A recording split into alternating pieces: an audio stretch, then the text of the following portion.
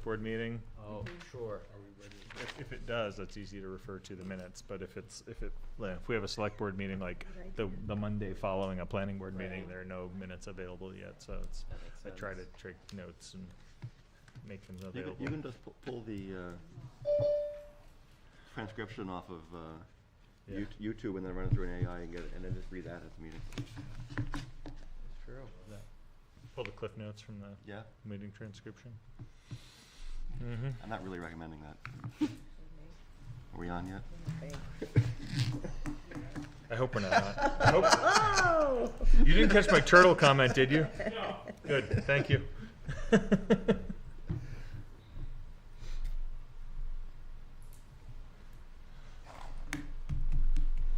What would that be about? You're rescuing turtles? Everything, you clean his glasses, oh, this make it worse. I know. The new masks are the DOT road safety. You were covering for me, I see, yes. Excuse me. Have you seen it?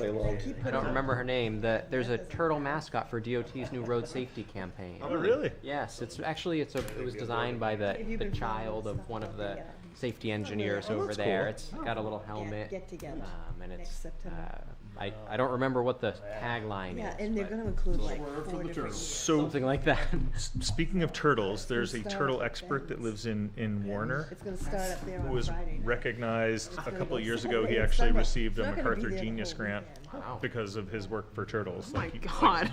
Yeah. That's almost a year away, I mean. Like, no joke, like, he's just like a salt of the earth, like, You make it live forever. wetland know. scientist who knows a lot know about that. turtles. Wants to nominate and me. somebody nominated him for a MacArthur Genius Grant and he got, $800,000 or whatever it was. Mayhew's thing last night, funeral, Yeah. and, Yeah, pretty awesome. remember, Well, it is 6:30, if everyone's good. I think I noticed after that he had Kick this off. I'm not he had a newer Subaru in his driveway afterward. Sorry. 6:30, we'll start. Apologize, Matt. No worries. All right, we'll start off with a roll call of members for tonight's meeting. Starting with myself, Matt Yen, present.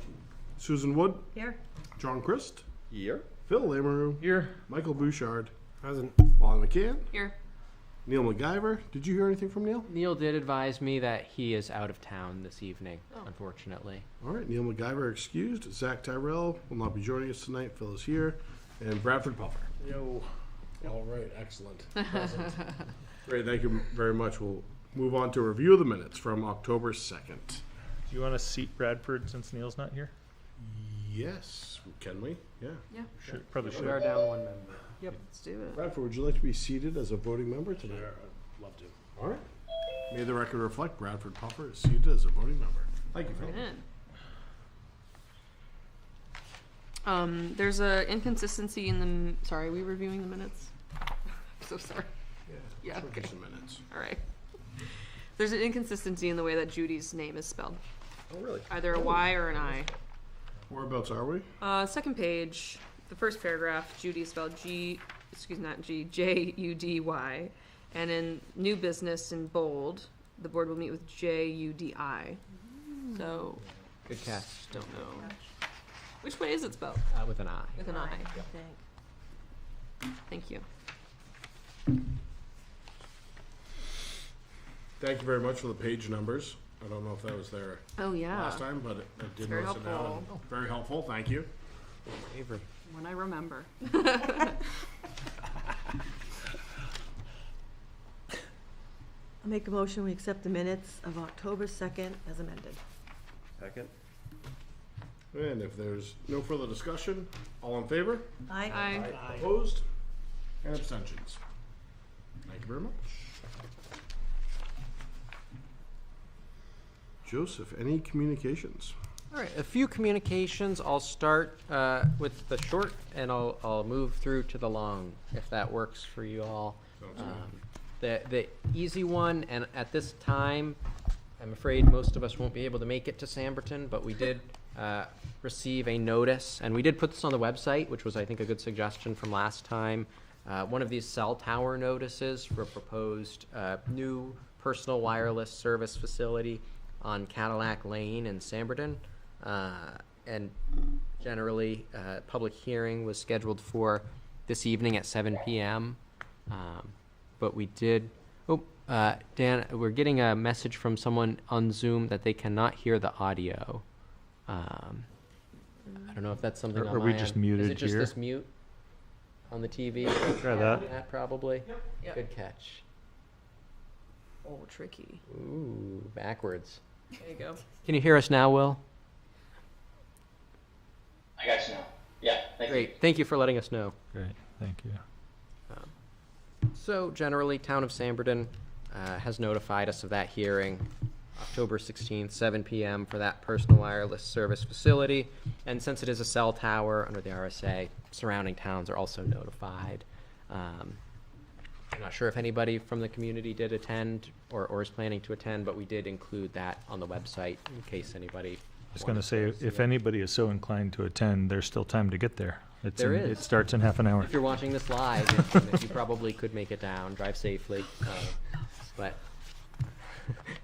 the other, so number 2, we did receive a letter here with regards to the charrette, Plan New Hampshire charrette program. They've reached back out to us and have given us a few date options and asked if there are any that particularly work well or don't work well. And I wanted to bring that to you all since between the members of this board, you guys know the community quite well. And if there are any dates that maybe there's something of note in the community that we'd want to avoid, the dates that they have outlined as possible options are April 10th and 11th, April 17th and 18th. These are all Friday, Saturday combos.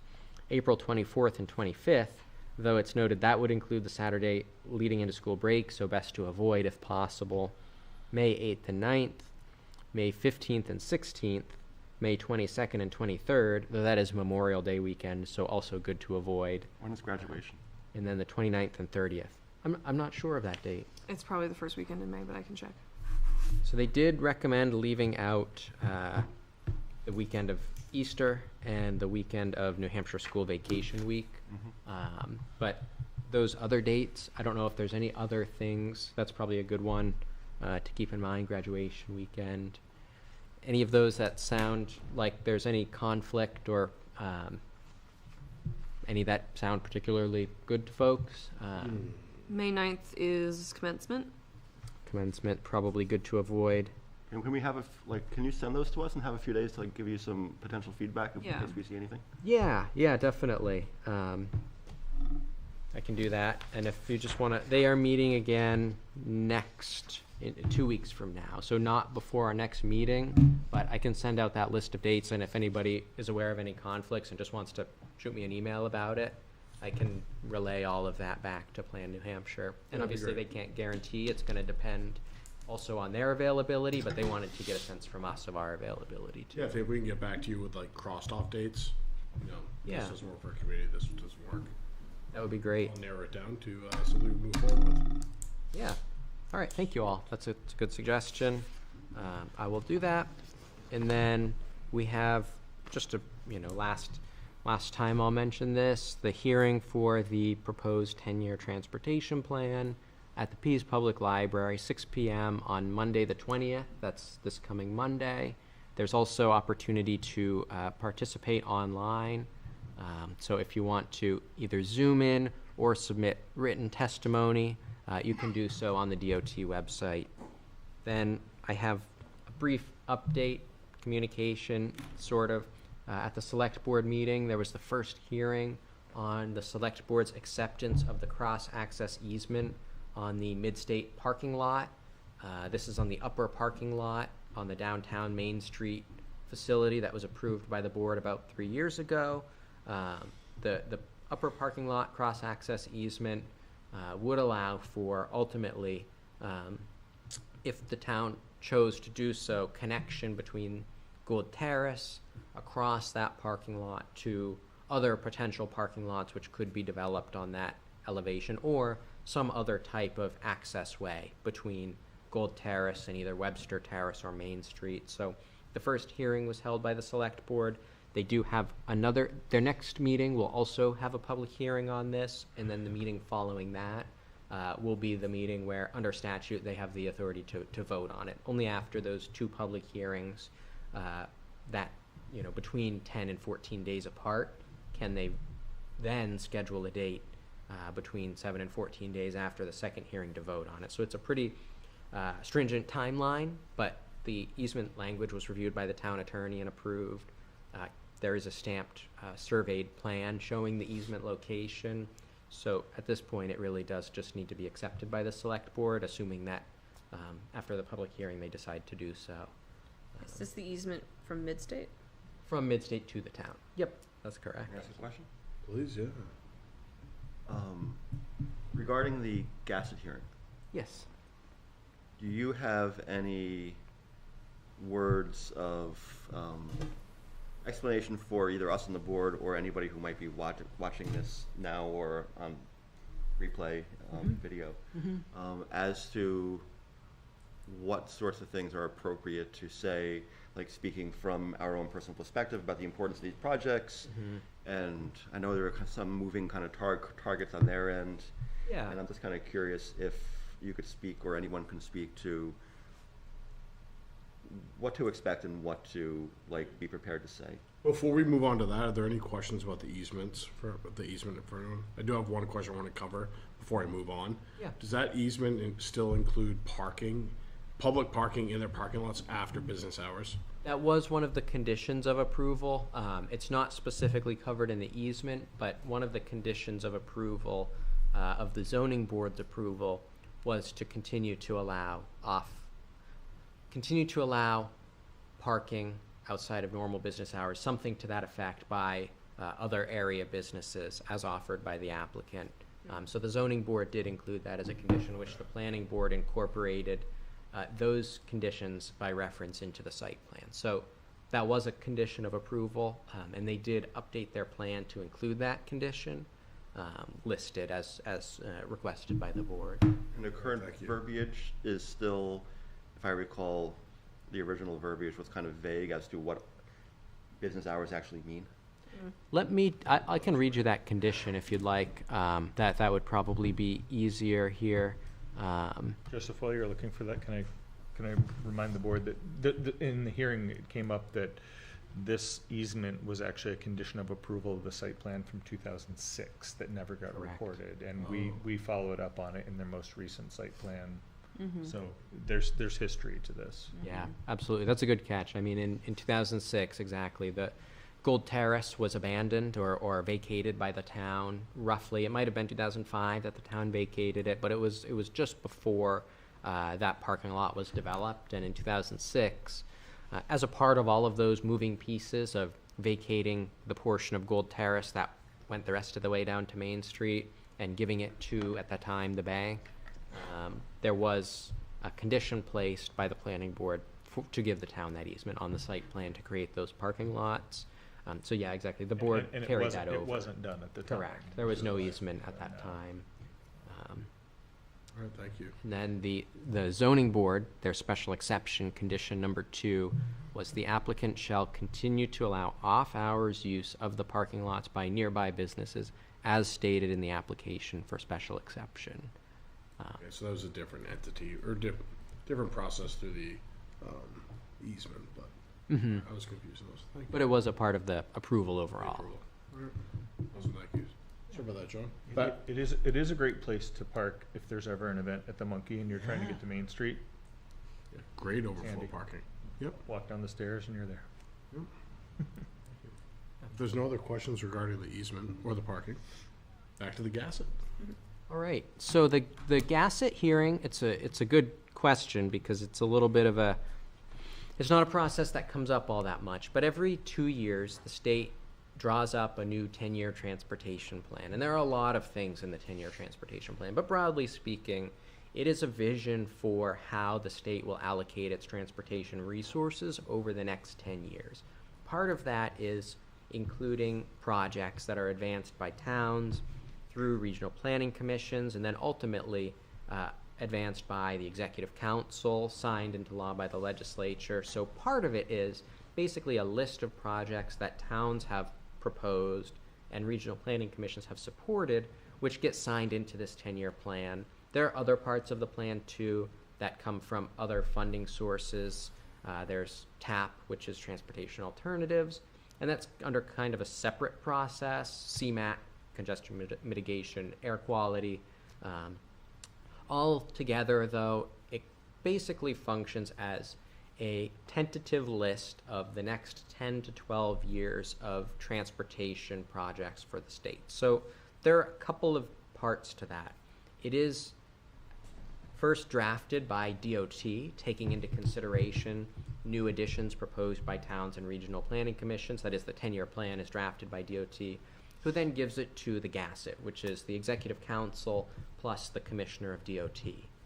And then the GASSET has the opportunity to take that plan and keep it as it is, or to change it. They decide how to do that by holding public hearings around the state to hear input from the communities in terms of what their thoughts are on the vision that is being carried out by this plan. So as far as what is on the, what's something that's within the scope of this meeting, generally it is fairly specific to what should or shouldn't be included on the plan project-wise. That's kind of the main thing that they're looking for. But other input about priorities that they should look at in determining what gets onto the plan, recommended strategies for funding, have all been discussed at various times. So there are a lot of things you could mention, but the main thing that they're trying to do is come up with a revised draft of the 10-year plan, which they will then present to the governor and legislature for approval. Once it's signed into law by the legislature and the governor, it's basically effective, but that doesn't commit funding to it.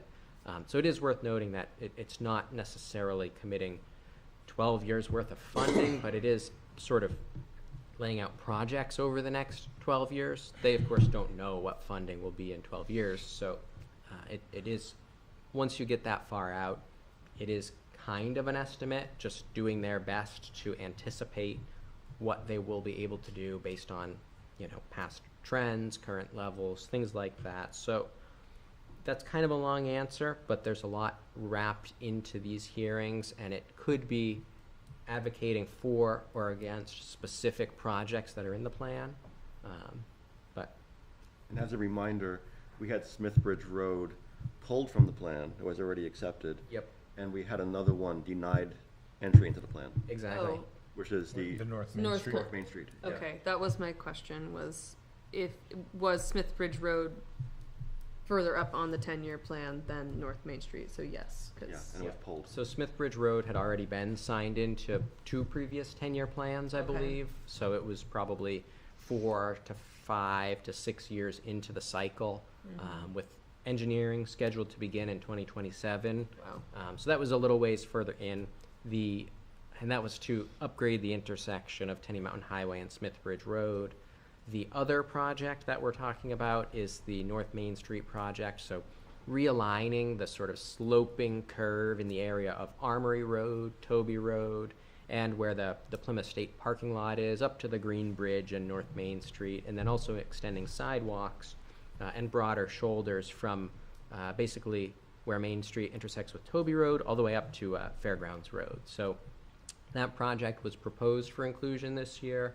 The town went through the process with the Regional Planning Commission. It was designated as a regional priority. Typically, that would mean it does get signed into the plan. This year, the DOT did not include any of the newly recommended projects, even if they were recommended by the Regional Planning Commission. So I would say in an ordinary year, it would have been included, but DOT didn't take any of the new ones this year. So North Main did not get into the plan. Got it. Thank you. And Joseph, can I ask, I recall you mentioned at one point that there was some guidance on why these cuts are being made and prioritization for reductions. Is that published anywhere that is available to the public? It is. So I would recommend to the public on the New Hampshire DOT 10-year transportation plan webpage. They do have a dedicated page to that. There are 2 key documents really to look at. The first one is titled something like DOT capital project recommendations. That's a list of which projects are staying on the plan, which are staying on the plan but getting delayed, and which are being cut. And that does include some reference to the factors that DOT took into consideration, but broadly speaking, that's more how they ranked which projects to cut. As far as broader conditions, there is a presentation, the Gassett hearing presentation, which outlines some of the bigger picture things that they were considering when drawing up the plan, including, changes in, revenue, inflation, the turnpike funding being a part of it too, and reallocating some other funds from, what might have traditionally gone to this towards other areas. So there are a lot of things. I would say definitely look at that presentation, and DOT does deliver this at the hearings as well. Considering the impact to this town, I'm curious, would it make sense for a representative of the town to reach out to our executive counselor and invite her to the hearing? I believe she will attend. Great. So typically the counselor for the area would Is attend invited. the hearing. Good, Mhm. great. Okay, thank you.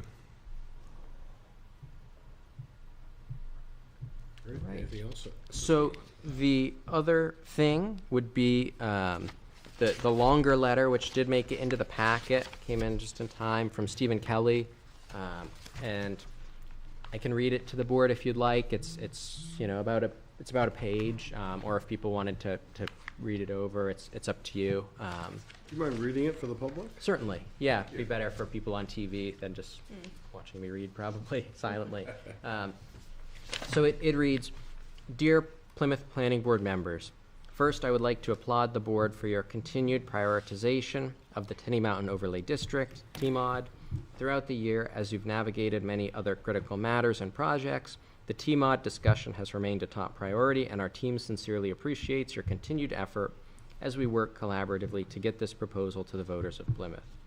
Since acquiring Tenny Mountain in 2022, I've spent millions of dollars enhancing the on-mountain infrastructure, snowmaking system, lifts, and terrain to give our guests a best-in-class experience every time they visit the mountain. As we gear up for what promises to be our best season yet, we are also fully entrenched in our master planning effort, continuing to craft and develop the framework and blueprint for what I've always envisioned for Tenny Mountain, a thriving hub of economic development, housing, jobs, business, technology, and community, with positive, lasting effects felt throughout the region. As we continue to craft our master plan, it is critically important that we know the parameters in which we are working. My team, along with your board, have spent countless hours reviewing, discussing, and collaborating on the current TMOD draft. We fully understand and respect the decision of the board to hold the TMOD from advancing to town meeting earlier this year, ensuring the best fully vetted proposal moves forth. After what has included another year of review and discussion, we feel the existing draft is a strong document and a public hearing should be scheduled. It is our hope that such a hearing would be scheduled to occur at your November 6th or November 20th board meeting. By ensuring the TMOD receives a hearing in November, the public will be able to gauge if this proposal is certainly, pending a board vote, or very likely heading to town meeting in March 2026, essentially eliminating or greatly reducing the need for individuals to put forth petition warrant articles on the same topic. It is our goal, as it has been throughout, to work alongside the board and other members of the public to develop a TMOD proposal that we all can be proud of. We feel this proposal has received substantial discussion and review, and it must go to voters in March. Sincerely, Stephen P. Kelly, as Chief Executive Officer, Tenny Resort and Recreation, LLC, North Country Development Group, LLC. Thank you. I'll just add, I too hope this can move forward. And I think we've had a lot of good discussions and are pretty much at a consensus with a few minor things to work out perhaps. Yeah. I think I wouldn't object to having a November hearing at our working meeting, or at on our hearing schedule. That would leave room for discussion and modification if needed. Yeah. I would not mind that either. I would only question, do we have Barrett planning plans Oh. for HOP that would preempt that, or is there room for both, or do we not have that? Good question. Let me check what the. I mean, assuming we'd even want to go there, but like, Yep. just to see what the options are. Barrett's gonna be here during our working meeting, right? Wouldn't that be during our public hearing? You're thinking during our business meeting? Yeah. Oh, okay. I mean, often we schedule for work sessions, but we could do it during a slow business meeting. Depending, I mean, I think a hearing could be either, couldn't it? Yeah. Yeah. Yeah, the board's done both in the past, kind of depending on scheduling. There's nothing on the community engagement plan calendar for November. But I know the board talked about meeting with Judy at some point about the survey. Yeah. We don't have a date for that yet. But there's no specific item scheduled in November that I see on the calendar. And to answer the other question, we don't know what's going to happen in the next couple of weeks, I guess. Do we have applications coming in at this point? For like a business meeting? I mean, We don't have anything at this time. they could come out in They have still until, a couple of weeks. yeah, it's a little ways out still, the deadline, but not too far out. I can give you that information too. We could probably take it up at our next meeting, couldn't we? Let's see, yeah. So the November 20th meeting has a deadline of October 30th. So there is still 2 weeks, basically, for someone to submit an application. But we don't have anything at this time. I mean, personally, I'd be okay with that, but I don't know how anyone else is. So I'm looking at the, like, zoning amendments by state law, right? Yeah. So we're gonna be discussing those tonight and potentially putting those forward. I don't wanna get ahead of ourselves, but potentially putting those forward in early December to like get started earlier Yep. on, public hearings. I'm not sure that's Question right. that, I think we normally do December and January, don't we? I think. Yeah, I think is it usually we December can. and January? I think it's December and January usually at our work sessions, I thought. Anyway, whatever. So, yeah, so regardless. I guess it doesn't matter about the exact date, but the Yeah. question was, sort of that arose was, because the question was, do we also put this at the beginning of November? You know, Yeah. the state laws. Is there anything in the community where someone's like, hey, that went to first public hearing, you guys usually don't start your hearings till December? And not saying we don't notice, like we notice properly. It's a but- window. What's that? It's a window, and there's a window for hearings, and it back calculates from the date of town meeting. So, Yeah. you know, the final date for hearings is usually early February. And that's exactly what I'm saying, is that there's a window for hearings, and we don't want them to go too late where we're like up against the end, right? Yeah, I don't know. It happening Just over- food for thought. Yeah, no, it happening over the holidays is also always really tricky, I feel, because everyone's in holiday mode, including myself. And, I mean, I think we've done really, really good work on it, and I think that we could put it to public hearing. Can we have multiple public hearings? Yeah. Yes. Oh, yeah. We often have two by default, but we You're- can do I think more. you're required to have two. You can have, last year we had three because did. we made changes and had a I don't, third. I guess I don't see any harm in starting a bit earlier, and if we're definitely gonna have at least 2 public hearings, I think getting the word out and really having people be able to have time to think about it is a good call. And I would really love to hear more from the public about this document. I'd really like us to be able to do a really good job of making sure that we explain it really clearly, because it is, you know, we've been studying it for a long time, so we understand it pretty well. Like to make a motion? Would I like to make a motion? I want to continue discussing. So, what do you guys think? Okay. And I'll just answer the question about the 2 hearings. Often we have done 2 hearings, whether there are changes or not. Under statute, you have to have 1 hearing on the final form, essentially, that's going to town meeting. Right. So if you hold 1 hearing and you make Changes. any substantive changes to the document, you need to hold a second hearing. If you don't make any changes at the first hearing, technically you don't have to, but you still could as a just way to get Right. more input. That makes sense. And we've usually done that. Yeah. Yep. It's one of the points of having a public hearing. I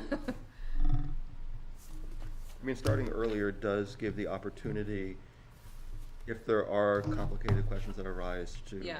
to answer them more fully. That's what I'm thinking of. That is true. That's what I'm thinking of. I think we're I would, prepared. Yeah. well, the other thing I would like to suggest is that if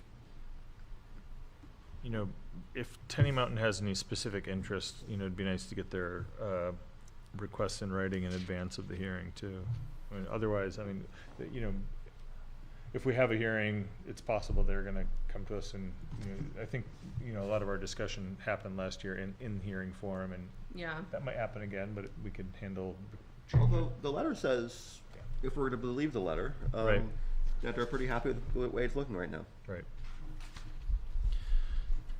And I hope we could take that word. Okay. Yeah, well, we should move forward with that assumption then.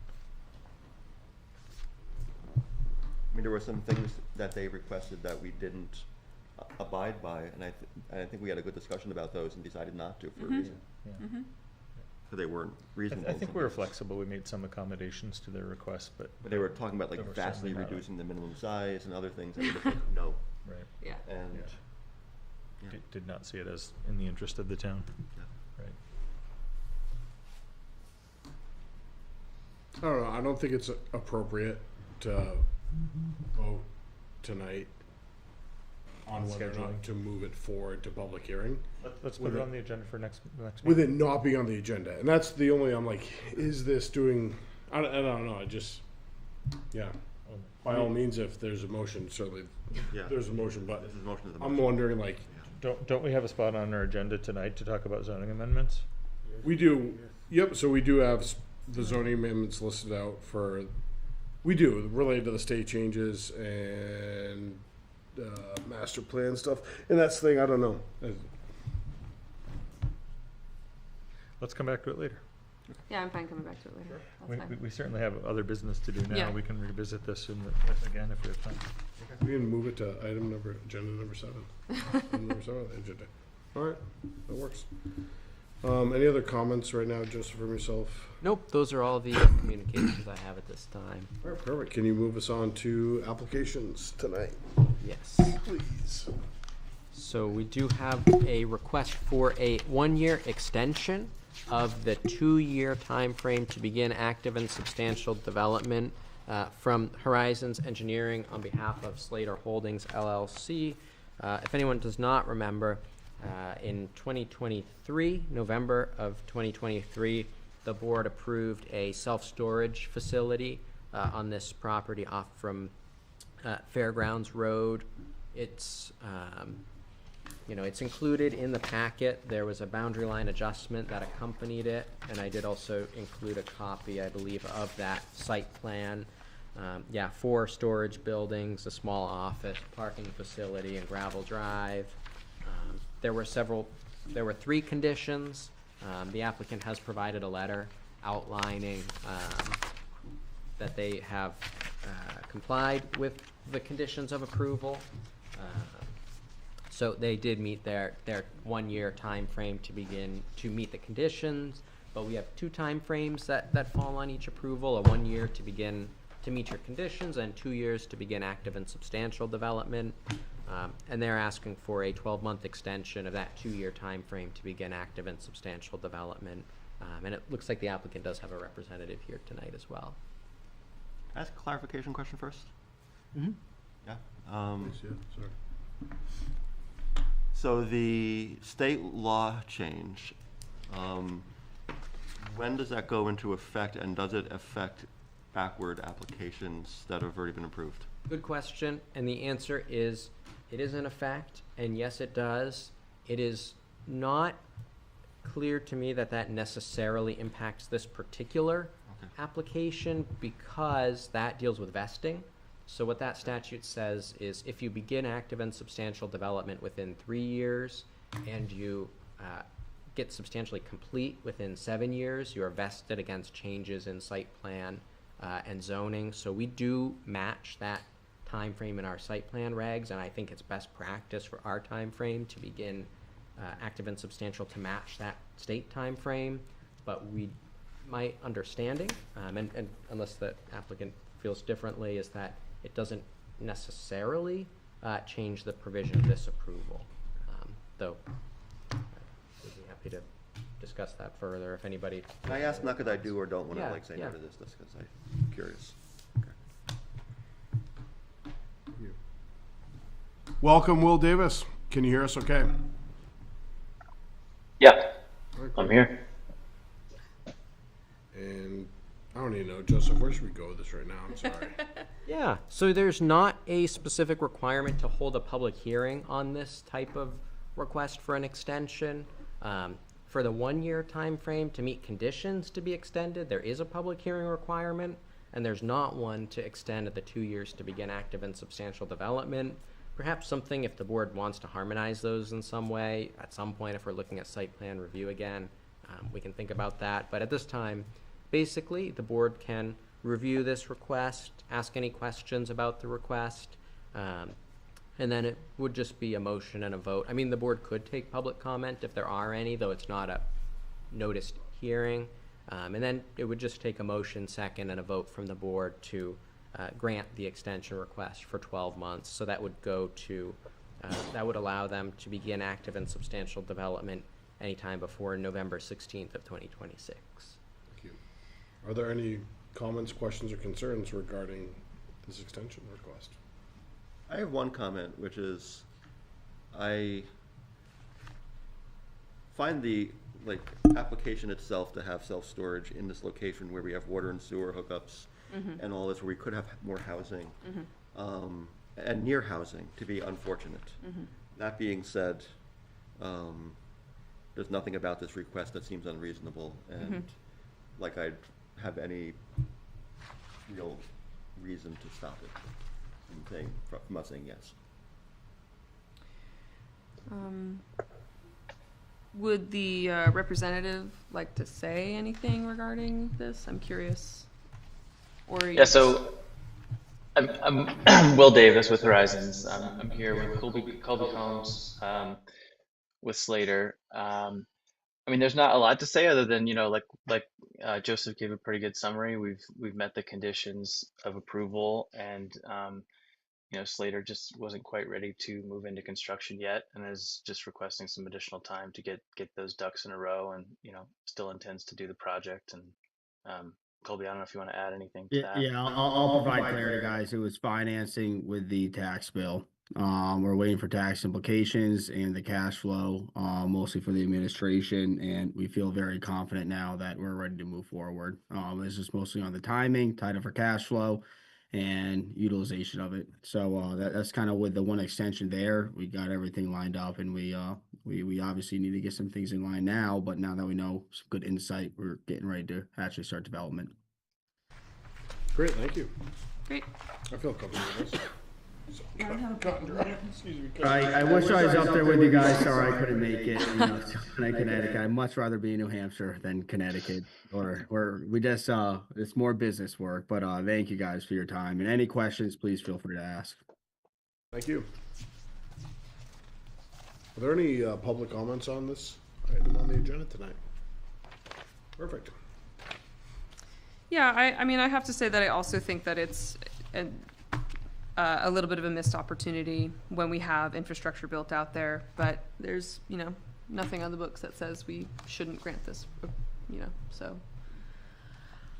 No, it was approved once, and we went Yeah. through all this before, and yes, Yeah. it is an opportunity for housing, but nobody stepped up to the plate, so here it is, and I think it's worth something to come out there. The only thing I can say is if we had substantially changed our zoning to not allow this, I think we would be on good grounds to say, hey, it hasn't been built, and we could not move forward. But considering that we really haven't made any substantial changes to zoning that would not allow this to move forward, at this point, if we got a new application, I don't see a reason why we shouldn't I offer the continued. don't know if that's technically true. Well, that's what I'm wondering. That's what I was looking at. We re-regulated warehouses and storage facilities. Storage, right. But has it, In the did ag we do zone. anything in the way, that's a good question. So if a new application for this were to come to us today, would we would we be looking at it with a different lens? We would, but I think that it was passed when that was not true, so. But that's the reason that we have a 2-year timeframe Right, to start construction. So this is, there is an opportunity for the board to say, we want a new, I'm not advocating for this, but we should discuss whether or not, this is the point at which we could say, no, this is not something we want to move forward with at this point. You had your opportunity and you didn't take it. If you want to come back with another application in conformance with our new regulations, Seek a special we can. exception. Yeah, Yeah. I don't feel that's prudent tonight, but I do think it's a good option. all right, that's fine. I make a motion, we grant the requested extension. I'll second that. Any further discussion? All in favor? Aye. Opposed? Abstentions? Thank you very much for your attendance tonight, and we hope to see progress. Thank you for your time. Thank you.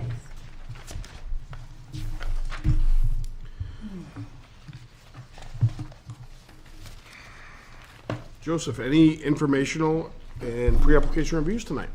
Nobody has approached me about one, and we don't appear to have anybody left on Zoom. So unless Fair. there's anybody in the audience, I'm not aware of anything Okay. for this. Perfect, thank you. Moving on to item number 7, our agenda. We'll start off with revisiting master plan housing chapter project with a conversation. This, and Joseph, please help me out here, but this sort of recaps Judy's PowerPoint and the questions she had for us. And sort of the thought and premise behind this is that these questions we can possibly discuss a little further tonight to get some more directive back to her regarding her last visit with us. Yeah, and the slides are also included in here, so, if there are any questions about that as well. The slideshow that she gave and some of the questions are also in the packet. Was everyone able to review the questions? I can start off with the first one if you'd like to discuss that. please go for it, Perfect. yeah. First question, what questions do people in Plymouth ask about housing? Very broad question, but Why is it so expensive? Exactly. that's probably the big one, right? Like, Yeah, It's just to state the obvious. I just want to make sure we get it back to Judy with these. These are sort of the answers we came up with. Why are my taxes so high? Yeah, I think it's why is it expensive to live here? Why are my taxes so high? Why can't I afford to live here? I have had a few people ask me, and this is obviously not like a scientific sample or anything, but I've had a few people ask me, like, why can't I get an affordable apartment downtown? From people who work there and say, I just can't, like, afford to live here. I can't afford to buy a house, and I want to rent, and it's really hard.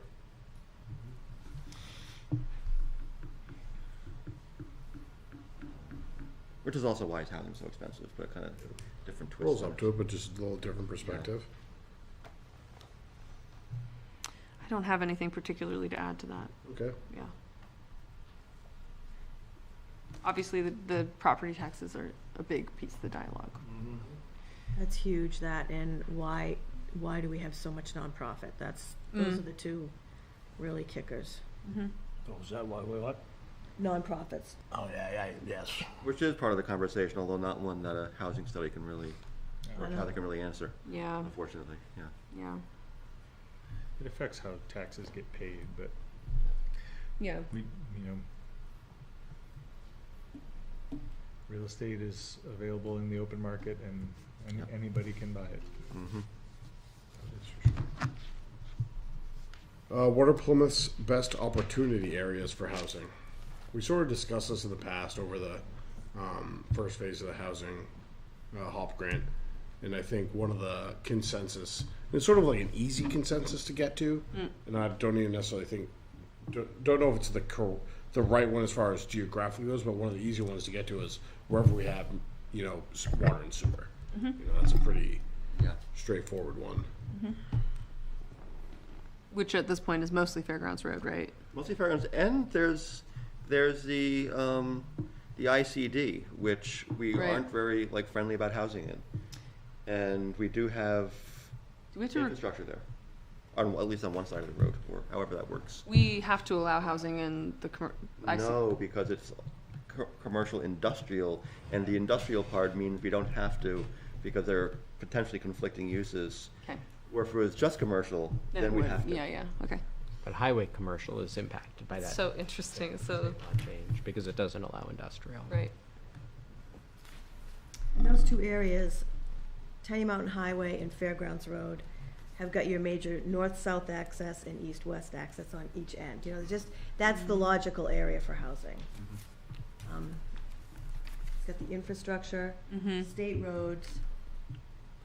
It's just, Yeah, And I would, anything other than that. I would add about Tenny Mountain Highway, Fairgrounds Road.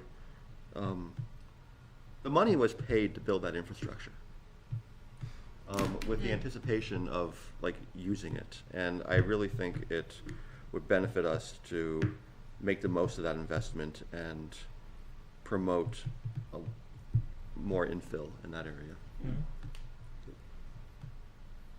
Otherwise, like, why did we even make that investment in the first place? Well, it's just there's large holders out at that other end, and you can't make them sell their land or put housing in. So it's just hopefully, you know, they're gonna hold on to it for the farming purposes that they're using it for, but the future, down the road, 20 years, you don't know what's gonna And happen. we are seeing lots of housing going in right now even, and there could be more opportunities, like we are seeing the Crescent Street and the new thing we just approved last year, and there are still places to do more infill even beyond some of those other larger parcels. Sue, when you say further down, where are you imagining what's further down on Fairgrounds Road? Like towards Longview? On the east-west end, Okay. The Batchelder and there's Perkins. All of which is- from really where the chainsaw shop, well, Yeah, I know what see, you're talking about. from that point down, Yeah, But all okay. of which is a like, lot of opportunity. That's true, you're right, yeah. that's also the area that's beyond the infrastructure Yeah, it is beyond the and edge. and beyond our, at least what we have currently as our Overlay. Because the infrastructure really stops at Beach Hill Road, right? Goes a little bit further, I A think. little bit It's a little further. Towards It the machine includes- shop.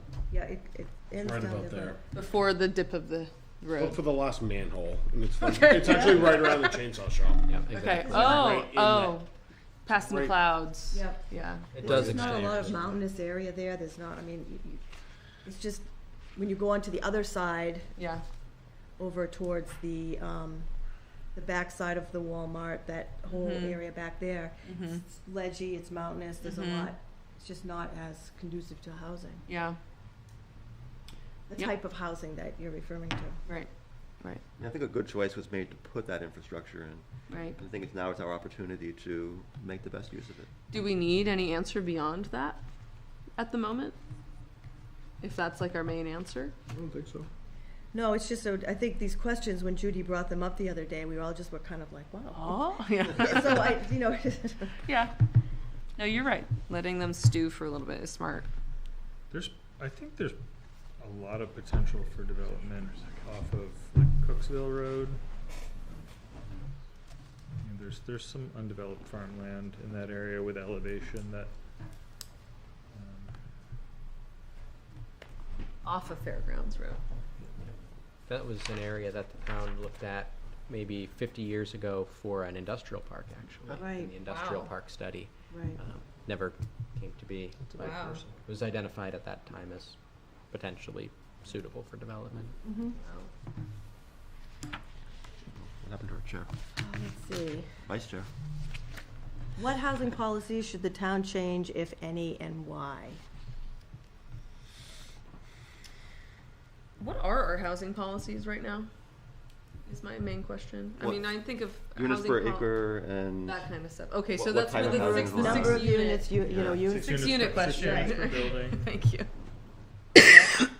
I guess what I'm most curious about, which was like a loose end the last time we went through this, and we had a lot of mixed opinions and information on this board and in the community, was, you know, when we asked in the survey about 6 units, everybody said like, for the most part, like, not really. Not And then we really did, like, to going more than 6 units. Is a no. Yeah, Okay. and then we did the visual preferences, and all of a sudden, like, the character issue came up, which is like one of those really nebulous issues that's hard to define, but like, it clearly mattered to people what it looked like. And so like, Yeah. in those conversations, it was really like, well, 6 units or not, we weren't really talking about units, but like, in terms of what it actually we were looking at, it was more like, well, it depends, like, on like what these things look like. So- And I wonder if we can, I'm not sure the answer to that question or not, but it's kind of, it could result in changing policies. But it's a question that was still kind of dangling at the end of the hop one. Like, how do we feel about larger buildings? Our gut reaction in many cases in the community is to say no. Is it And because then it's yet a- we looked at these like examples and we said, well, maybe that was actually really nice. And it's like, 30 units. This one was like 20 units and we hated it. And Yeah, I think so. I think that it seems to me the way I interpret the attachment to 6 units is a control of density primarily, right? in technical ways, yes. I think there's also a character issue there where you say like 12 units and people have a picture in their head of what that looks like. Right. That could be. And that picture is often something you don't want in your town because of like character issues. I see. Where that same 12 units could look very different, depending on if you have design guidelines or what kind of review process, architectural review process you might have or whatever. And I don't know what the answer is there, but it seemed like we kept coming back to that unresolved on this board and in our public engagement. I don't think we've really heard any members of the public strongly advocating for larger, larger units, more units in a building, but, I guess I was just looking at our engagement work. I think that's our role as a board. Like, is that something, are we not hearing from the public because the individuals who would be served by those are not here at this point? There aren't developers in town that would want to, those might be regional developers who would build that type of housing, but, it's not an easy discussion to understand, the interested parties, I guess. Well, I guess it was interesting, we did the provisional preferences survey at one of our engagement sessions. And it's probably the closest we got to like really delving into that. And it was not as many people as like answered our survey, for example, but the answers we got were quite diverse and interesting, and didn't really match unit numbers so much as building type. Well, I think really the people that wanted bigger buildings were developers. The people that liked the size of the buildings as they were are current residents. Is that data recorded somewhere? I think Judy has it actually. Because I remember that session. Judy like met with people. And it's like, oh, these people want bigger units. Well, they're the developers. I think that's a separate. Of course they do. I think those are 2 separate moments in the engagement process. There were the interviews that happened. Yeah, the interviews was one. And the developers certainly You're talking about resoundingly. this process right here. Where like people were putting like things on the maps. There were the interviews that happened Yep. like before any of that, where she was at the library for the day or 2 days or whatever week, whatever it was, calling people in, having interviews, and most developers will tell you like it's just not going to pencil out to do like smaller buildings, and they're just going to go to another town. Yeah, but no one disputes that. But the developers are the one that want the bigger But buildings. then we did the public engagement session, this one here, on the cover there, where we had all the different pictures on the wall. Yep. And in that case, it wasn't just developers saying that they wanted different sized buildings. Right. It was members of the public saying, not we want bigger buildings, but in fact, like, one that looked like this, we're actually kind of happy with, even though it was bigger. And then there were some cases, even smaller ones, were like, no, we don't even want to see that. I do recall that. And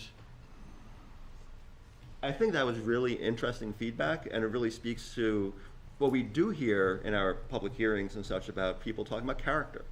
Like really concerned about what the character of the town is, which is this like nebulous term that like planners like hate to hear, like it means nothing in some ways, but it does mean something to people. Yeah. People have a vision. And I thought that was a really interesting like engagement strategy we had that led to some information that we didn't quite know what to do with.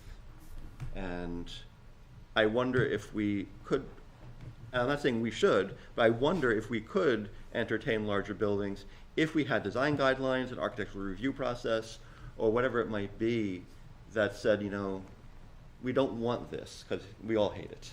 But we might be willing to accept this. Yeah. Which a developer might be willing to produce because it actually like works economically. Did we, since I was part of that particular study, not as a planning board member, as a member of the public, I'm trying to remember if there was a record of who was member of the public versus developer, and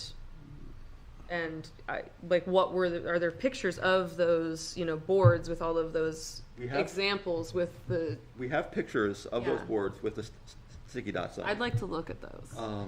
And I also think that, I mean, the reason she's asking the question, perhaps, maybe we can do more to kind of tease out some of those answers, to see if we really are like willing to accept something different, or if we are where we are, and that's just where the story ends. And who knows?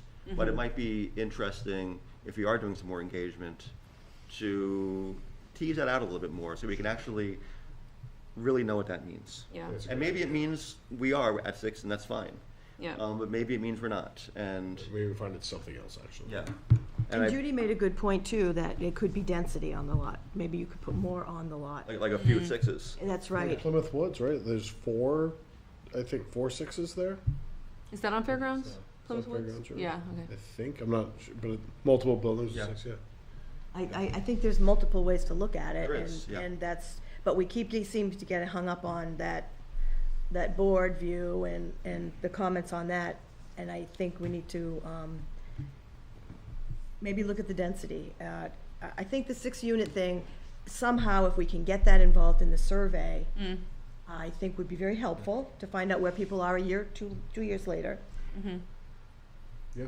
I have a question about the whole unit thing as well. Because a unit doesn't necessarily specifically delineate number of bedrooms and therefore number of people, right? It's just any unit of any size. Yeah. So you could theoretically have a 6-unit building and each unit has 6 bedrooms.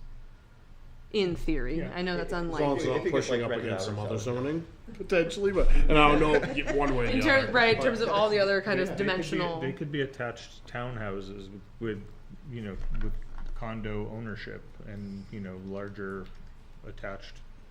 I guess I just don't fully understand what the unit, what number of units is really trying to do then. If like there's no other kind of discussion about scale of unit, number of bedrooms, that kind of stuff. I don't fully understand it. I believe there are building code issues too, like once you get over Sure. 4 units per building. Right. I think it's over 4 units per building. I think we can't forget about economy of scale as well, right? True. If you want affordable housing, you have to have the density built in for to support the infrastructure and cost associated with it. Also, let me be clear. I don't think I'd want to live in a unit with 6 bedrooms, but you know, just. No, this is as a I was thought it's a thought exercise for me it's to help valuable. me understand Yes. it. Any stuffed animals go in this one.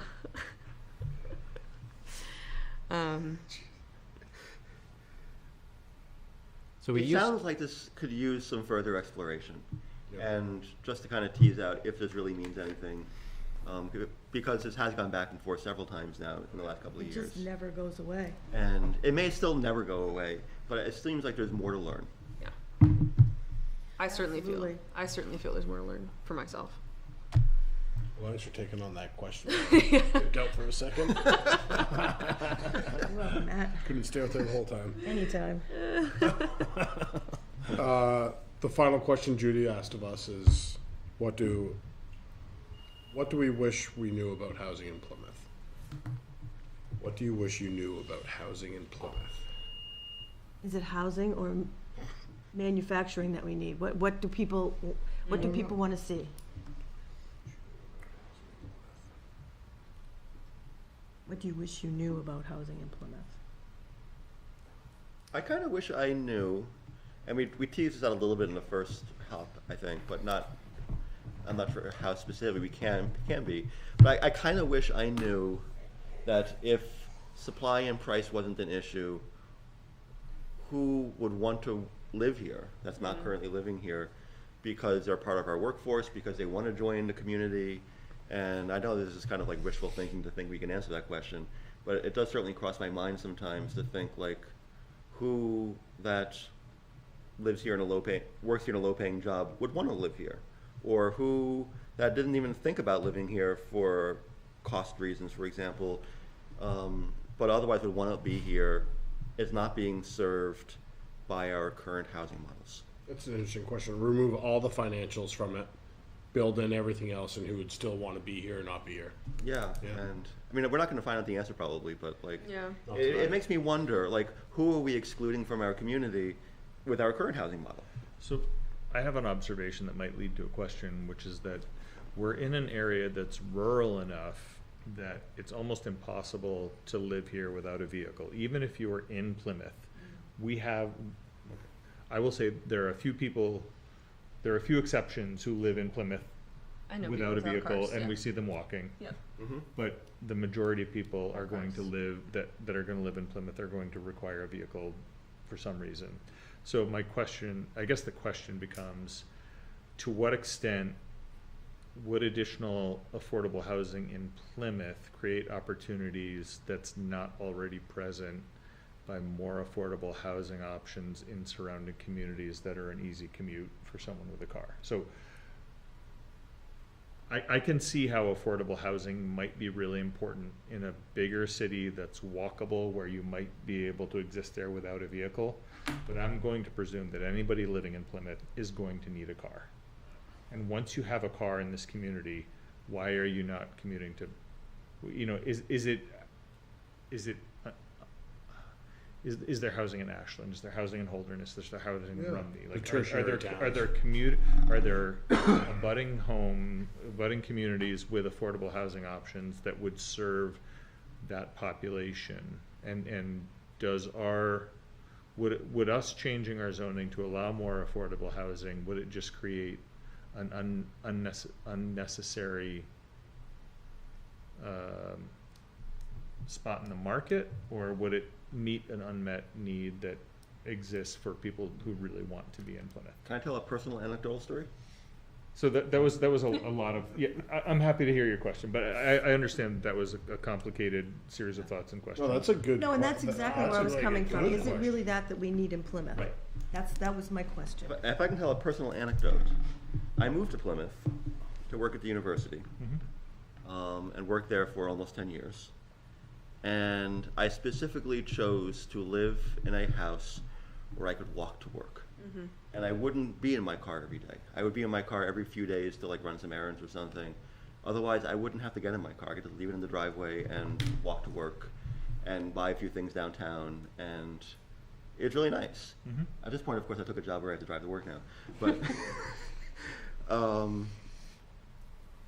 I really appreciated that lifestyle and my ability to be able to live so close to where I work, where yes, I still had to own a car because I had to own a car just to do the bigger stuff. But on a daily basis, I didn't need it. And that was really kind of nice. And that's my own personal story. And other people might have different stories, but I know I've talked to other people who have said similar things who live close to me, like in that area, like work at the hospital or work, at the university or wherever. And they appreciate that ability to walk. I do, but I think there's no fallacy when someone comes to Plymouth that Plymouth isn't designed as a.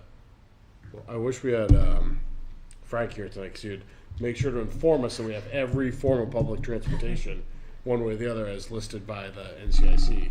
Technically, kind of. Technically, right? But I think I do appreciate that, but there's no fallacy where someone said, "Man, I came to Plymouth, and the buses don't run as much as I thought they did, or the sidewalks don't exist like I thought they should." It's frustrating to hear, because I do hear it sometimes that Plymouth really needs more sidewalks out Tenny Mountain. I'm not saying we do or we don't. I'm just saying, but there was no, when you chose to live in this community, there's no expectation that was going to happen. So sometimes I don't know what to say to people when they say, "I wish I could ride my bike down there." Well, it wasn't designed for that, nor was there an expectation that was going to be given once you came to town. But I do get it, because it's. That's a lot of Plymouth was designed before automobiles existed. Yeah. I will say that after having lived in newer cities with more pedestrian and bicycle friendly infrastructure, it's really nice to live in those types of cities. You know, I for the 3 years I lived in Oregon, I parked my car and rode my bike almost everywhere. Rode my bike to work, rode my bike to school, and I really enjoyed it. It's unfortunate that we don't have that accommodation here, but at the same time, the history of development where our roads are narrow just doesn't, you know, it's not a reality that we're going to be able to retrofit that type of width to accommodate those to our existing roadways. And you know, it's part of the character of the community we live in, but at the same time, in general, I will say that if I'm on a bicycle, drivers are pretty good about giving me space. That's good. There are always a agree. few. The outliers. You're right. There are always a few people that almost target violence towards cyclists that it's an issue. I would agree with that. I'd agree with that. I've lived in like one of the most bike friendly places probably in the whole country, and also a modern city that has a lot of bike lanes that was not bike friendly. And even when you have bike lanes, if the culture is not there, you don't feel safe. True. I mean, I will say that I think part of what makes the kind of village core attractive to people is that it was in fact designed before automobiles. I have to say something too. And about, it's dense and walkable because of that. Yeah. Because people had to walk or like maybe occasionally take a horse or something, but like it was designed to be walkable. A majority of my childhood in this town was spent biking and walking everywhere I needed to go. And I do think that that's actually very important if you want to have a town that feels thrivant and has young people part of it and is active and has a vibrance to it. So I don't think that we should downplay the value of being able to walk from your house or ride your bike from your house. Just want to say that. No, and I hope nobody interprets my comment as downplaying the value of being able to do that. I just think that it's really hard. My assumption is that nobody's going to live here, even if it's a walkable community and it's welcoming and you can ride your bike or walk. I don't think anybody who's going to live here is going to live here without a car. I do know people living here without cars. Okay, but it's rare. It's definitely not the most common, but there are people who are doing that. So. Yeah. Okay. But I don't think, I can't see there being a big quantity of them like that. I mean. I don't think it's a majority of people. That's no, I pretty mean, clear. Yeah, I mean, there's probably few, but I think it'd be. The only reason I brought it up is really because like once you have a car, it really opens up, like it makes affordable housing a regional issue, not a Plymouth issue. Yeah, I know someone that does I that. think that's fair. Can I name a demographic besides like kids that don't have a car?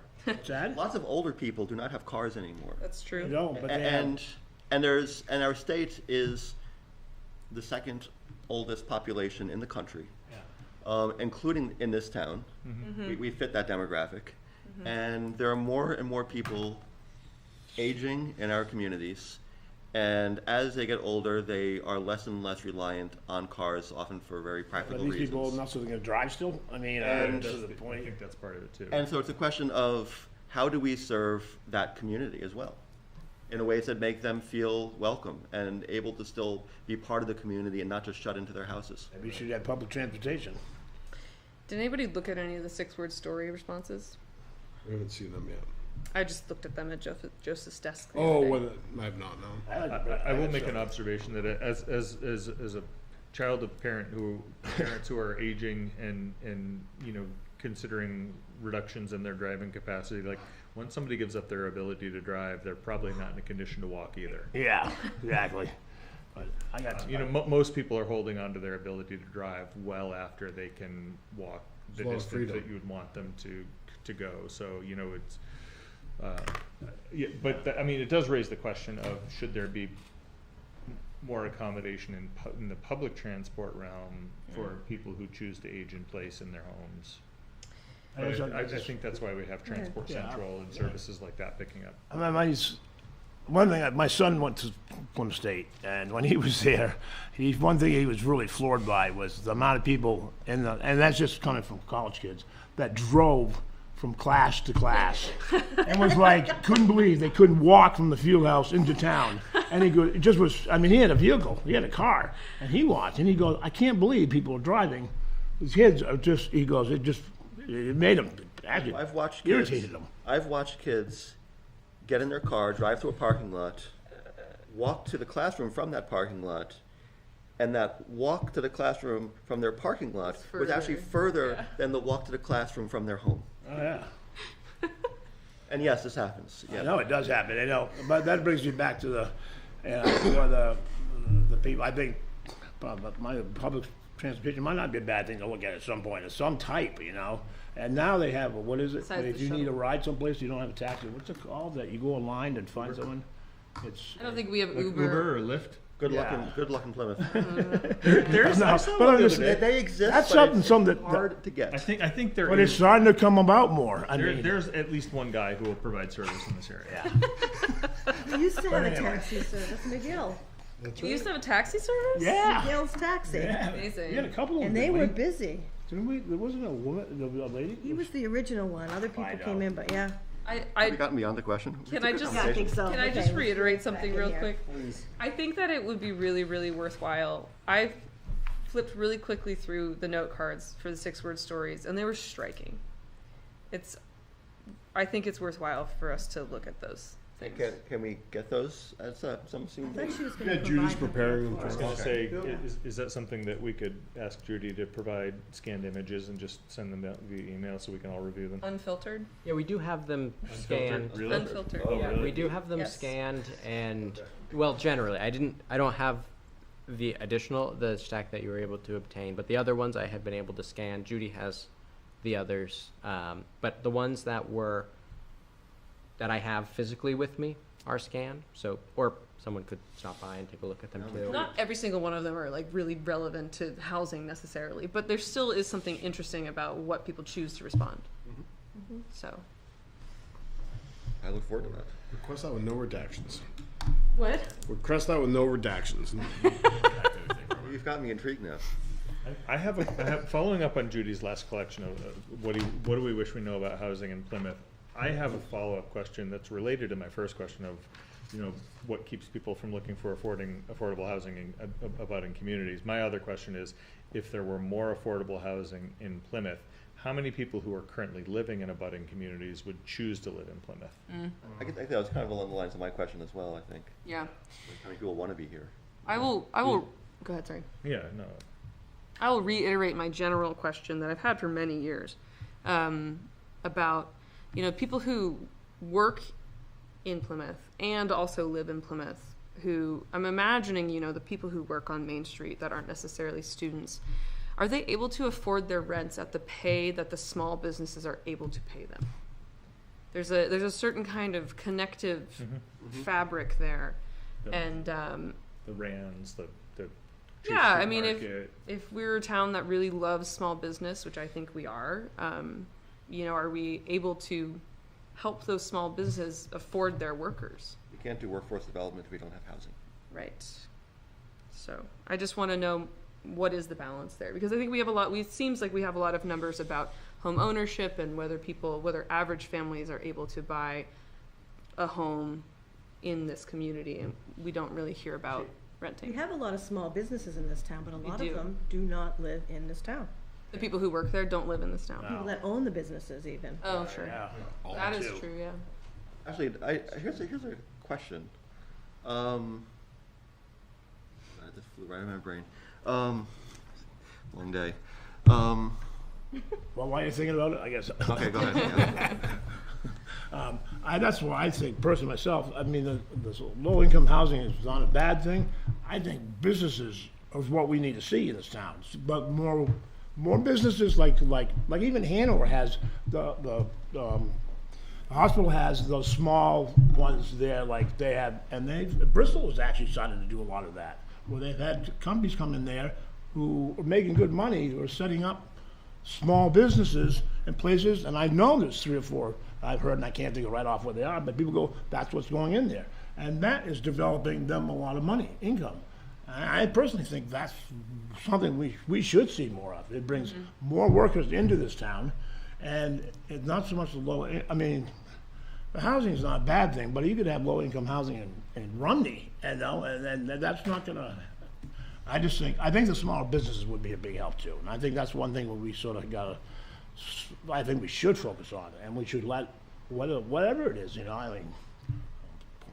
Can I follow up on that thought? Okay, Or- go ahead. No, so I have and maybe this is a question for our Economic Development Committee to consider is, you know, more people in town would provide more demand for services, but local services that serve a local demand really don't add much in terms of value to the economics of the area. But if you look at a business, let's look at Bristol, as you brought up. There's Freudenberg down there. Yeah. That's an international company. What So is the, Freudenberg? they make automotive seals, and Okay. it's a manufacturing facility. It's actually a family-owned. My uncle actually works for Freudenberg in their homewares division, but it's a family-owned business. It's not corporate-owned, but they do manufacturing, small. But if you like, when you cite a business that has a market that's outside of your community, and you're then manufacturing things, the labor that's going in there then brings in revenue from a much bigger area. That revenue goes homes in the pockets of those workers, and you're adding value to that local economy. Whereas, you know, the coffee shop that people are shopping at, it's recirculating the same money within that community. Can I actually add to that? Yeah. A, you're 100% correct, and B, I think there's another part of this, which, what's that? He just was saying, yes, you are. But B, there's another part of this, which is some of that recirculating money also has the added impact of creating a desirable community where people want to move Sure. and want to relocate their bigger businesses, which bring in the outside money. So there is a kind of softer It takes both. Like, economy of those I inside circulating. I have heard that a lot of businesses consider moving to New Hampshire, but they also struggle because they're going to bring in 100, you know, they're going to have 100 employees in their business, and there's not sufficient housing to support those families. Like, it's a good environment, but at the same time, like, they couldn't get 100 people to move here because they wouldn't be able to find housing within the radius. And I guess my point was that It's some of those chicken and businesses, egg. some of those businesses make a choice between communities, also on the ability to attract workers on the basis of housing, but also on the basis of people wanting to live in those communities. Yeah, it's And they're attractive. going to move their business to a community where they can retain a workforce because it's a nice place to live. And that's where some of that recirculating money, kind of in a softer way, kind of pays off in the long run. Sure.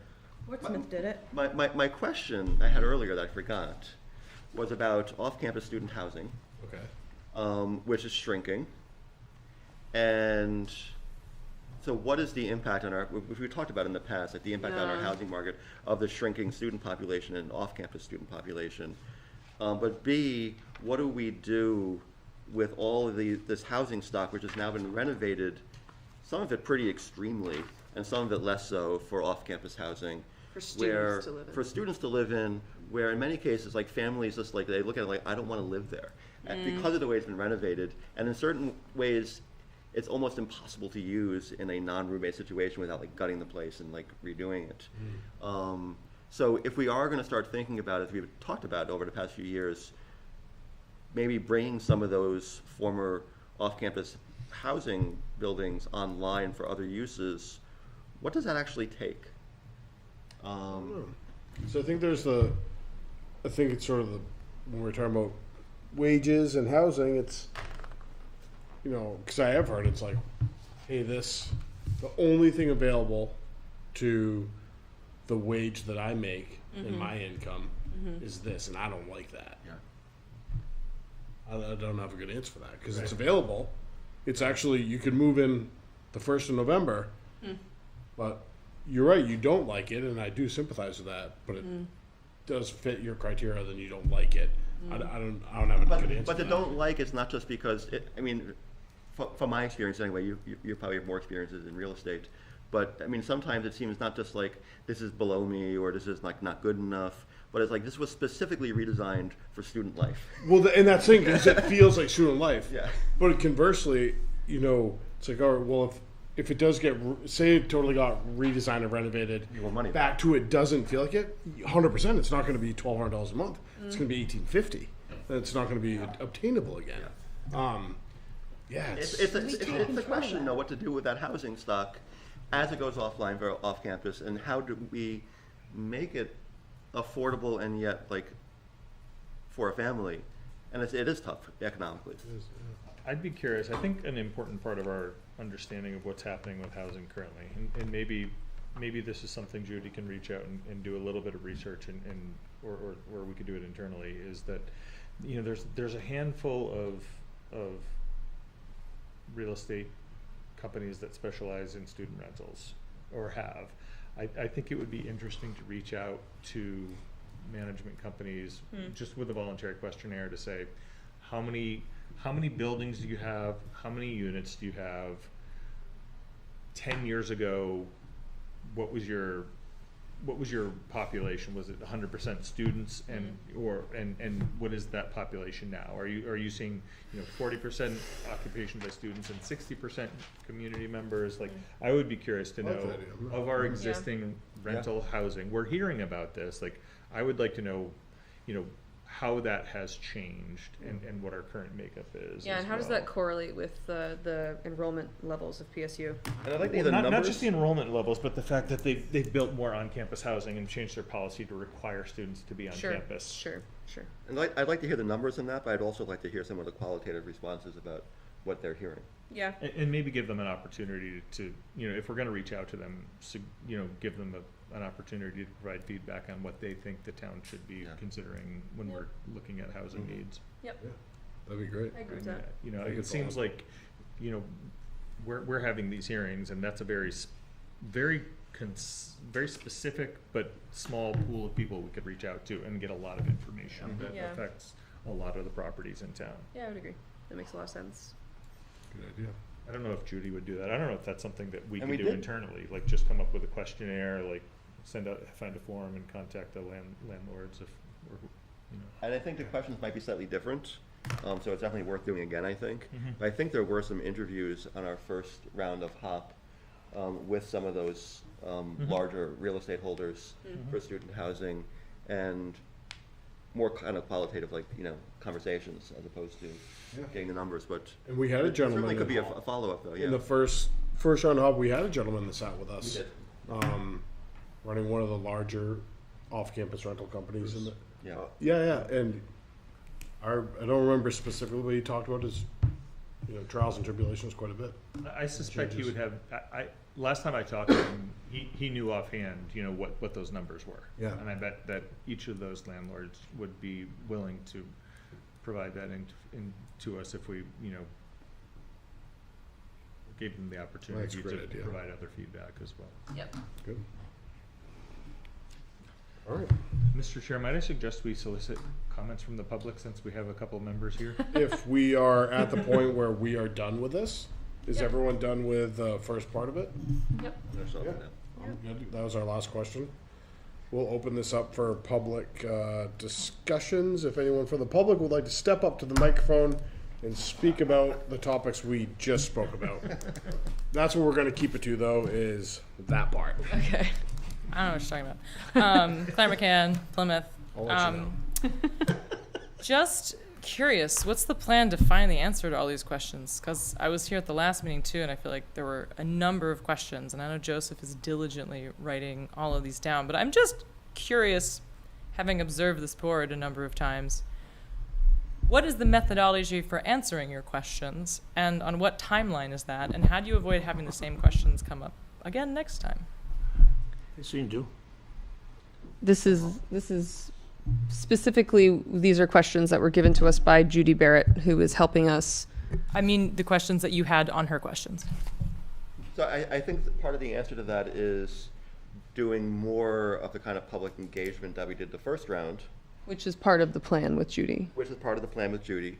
I think we don't have her on the hook for quite as much of that because of our own financial situation with the grant being a lot smaller. Yeah. So I think in part we have to build on what we did the first time, but also do some more new engagement. It might not be possible to do it as robustly, Although there's also nothing stopping this board from going a little above and beyond if we want to, I suppose, with her guidance. If she doesn't have to be like boots on the ground for all of it. That's our choice to make, I suppose. But I would imagine it would look a little bit like some of the first round public engagement, but not exactly the same, because that would be pointless. And I do have actually a follow-up question. Why did Judy ask us these questions? She probably wants to know where to go with her work. Yeah, I'm about to say, that's But what, I think she's putting the feelers out. She's asking questions, so we can give her more information, so that she knows how to go about doing what the she's doing. survey. How does she go about going to the public? So we keep asking these questions and coming up with more, because we're kind of hoping to develop something that we can take to the public, so we can get answers from the public. Yeah. We just sit here and try to Figure turn it all this out. stuff up, but ultimately, it's the opinions of the public that we need to get answers from to know which way to go. Yeah. So I think that's what Judy's trying to do, is get us thinking more, going down different avenues, because we can spin our wheels like we have been on the 6-unit thing. And we could do that for years, but I think she's trying to get us to think outside those boxes and to She develop doesn't- more questions she for us. doesn't want to So- think for us and do it, and she wants to know what we want and what the people want, but she's like, she can't, it seemed like she couldn't go much farther what she was doing, because until she really sort of had some input of what we wanted, you know? So I think that's the one reason why she was asking. So it's going to be partially, hopefully we'll see some of these topics reflected in the survey that we're going to send out. It just seems like there are a number of like really specific numerical things that would be helpful to actually follow up on, so that you can answer some of your questions that would also go into then picking questions on a survey. So, because I'm like, these are all really great questions. I'm like, oh yeah, I was gonna answer these questions. Like, where are these answers coming from? So I'm just curious if you have a plan for that. bring And more the other people, thing, too, bring is more she's- people with you next time. I know. Judy's kind of narrowing some it down to answers. 3 to 5 questions for the survey. So we're trying to also narrow this down so that it's not a 2-page survey like it was before. yeah. People weren't answering them, because it was too long. So we're trying to narrow it down to just a few questions, so that makes it a little more difficult. That is Well, challenging. given our population, we actually had a pretty good response rate. Yeah, I feel like we have so far, like, not Yeah. currently, well, Yeah, in the last last time, round, yeah. it was great. Yeah. How many? But they're getting sick of it. Yes. Public is getting sick of it. They're getting sick not of gonna not argue. getting the answers from us. And so it's just this vicious. This circle. Yeah. I also just wanted to reiterate, I mean, obviously, Molly and I are related, so we had a similar childhood, but I do, the places that I have lived also, I think having bike access, walking access really does strengthen, I'm not sure what the word is for it. I think when you see people walking and biking in a place, it really seems like people live in the place, and it makes the population very visible. I also think it's probably better for the population's health. I think it makes you feel closer to the landscape that you live on, and therefore you pay attention to it differently. And so I really do think that, thinking about Plymouth, it has changed so much over the past 100 years or longer, 1786, that I think being open to it looking a different way to adapt to what it could need now, or what it might need to strengthen that sense of community, is a really good perspective to take. And it might not look exactly like the design. I mean, I rode my bike down to the coffee shop the other day, and I realized there are no bike locks anywhere. I had nowhere I could park my bike down on Main Street, and I was like, wait a minute, where did the bike stands go? So even simple things like that, like I rode up to Silver Hall and I locked my bike up there. So even though to live here you need to have a car, I don't think that's a strong argument to dissuade more infrastructure for walking and biking as well. I agree. Agreed. Thank you. I leave my bike. Nobody takes it. Must be a signpost there. Have you ever had a bike Not yet stolen? either. You have. Not in Plymouth, Maybe a signpost isn't there? but I have. No, Any so other typos input either. What about the fence posts? Common's got a fence post over there. Tom, any input you'd like to talk about that stuff at this moment, or? I have some comments, but on other issues, so. All right, perfect. Thank you. You're welcome. We'll move on to the next item on the agenda to discuss potential zoning amendments related to changes in the state law. So these are potential zoning amendments that are sort of dictated to us. I think that some work was done to sort of, not correct them, but mold them how we see fit good for the town of Plymouth, and still meeting the state's minimum requirements. Joseph, you want to talk about these more? Sure, I can give a quick rundown here. So, the amendment that has been drafted over the last several months. A lot of discussion by the board of each state law provision that required a change to the zoning ordinance, and there were several. But as the board sort of talked about it, it became clear that the board wanted it all to be one amendment. So it's one amendment that does a lot of things. So in the table of uses, it changes accessory dwelling units to permitted in the single-family residential zone, the only place they're not permitted by right today. It changes multifamily dwellings to permitted in the highway commercial zone, whereas previously they were a special exception. Then if you go through to the residential uses in the village commercial zone, 304.1, there is removal of a reference to section 1204.3, which for a reason I will get to later, but we later delete that section, so that's just deleting a reference to it. Article 2, definitions. We remove the differentiated definitions for related and unrelated families because it is no longer going to be permissible to regulate those differently. So there's just going to be one definition of family in accordance with this. Accessory dwelling unit definition is slightly tweaked to match what's in the actual accessory dwelling unit section. Then going down a little further to that 1204.3 that I mentioned earlier, those are the additional special exception criteria for residential uses in the village commercial zone on the first floor. In addition to the standard criteria, there were 4 additional, which 2 of them did differentiate between related and unrelated families. The board discussed that, and it was decided that we would just take out the whole thing. The standard special exception criteria would apply, obviously pending that any of these could be revisited for more nuanced discussion in the future, but at this time the intention is to kind of keep them relatively simple to what we need to do to comply. Then getting to the parking, section 411.2, changing the parking requirements to 1 space per dwelling unit for residential uses, which is required now. And then in order to correct an issue whereby in certain zones, for example, a 2-family dwelling unit would need a variance to have 4 parking spaces under this new 1 space minimum requirement, there's a proposal to adjust the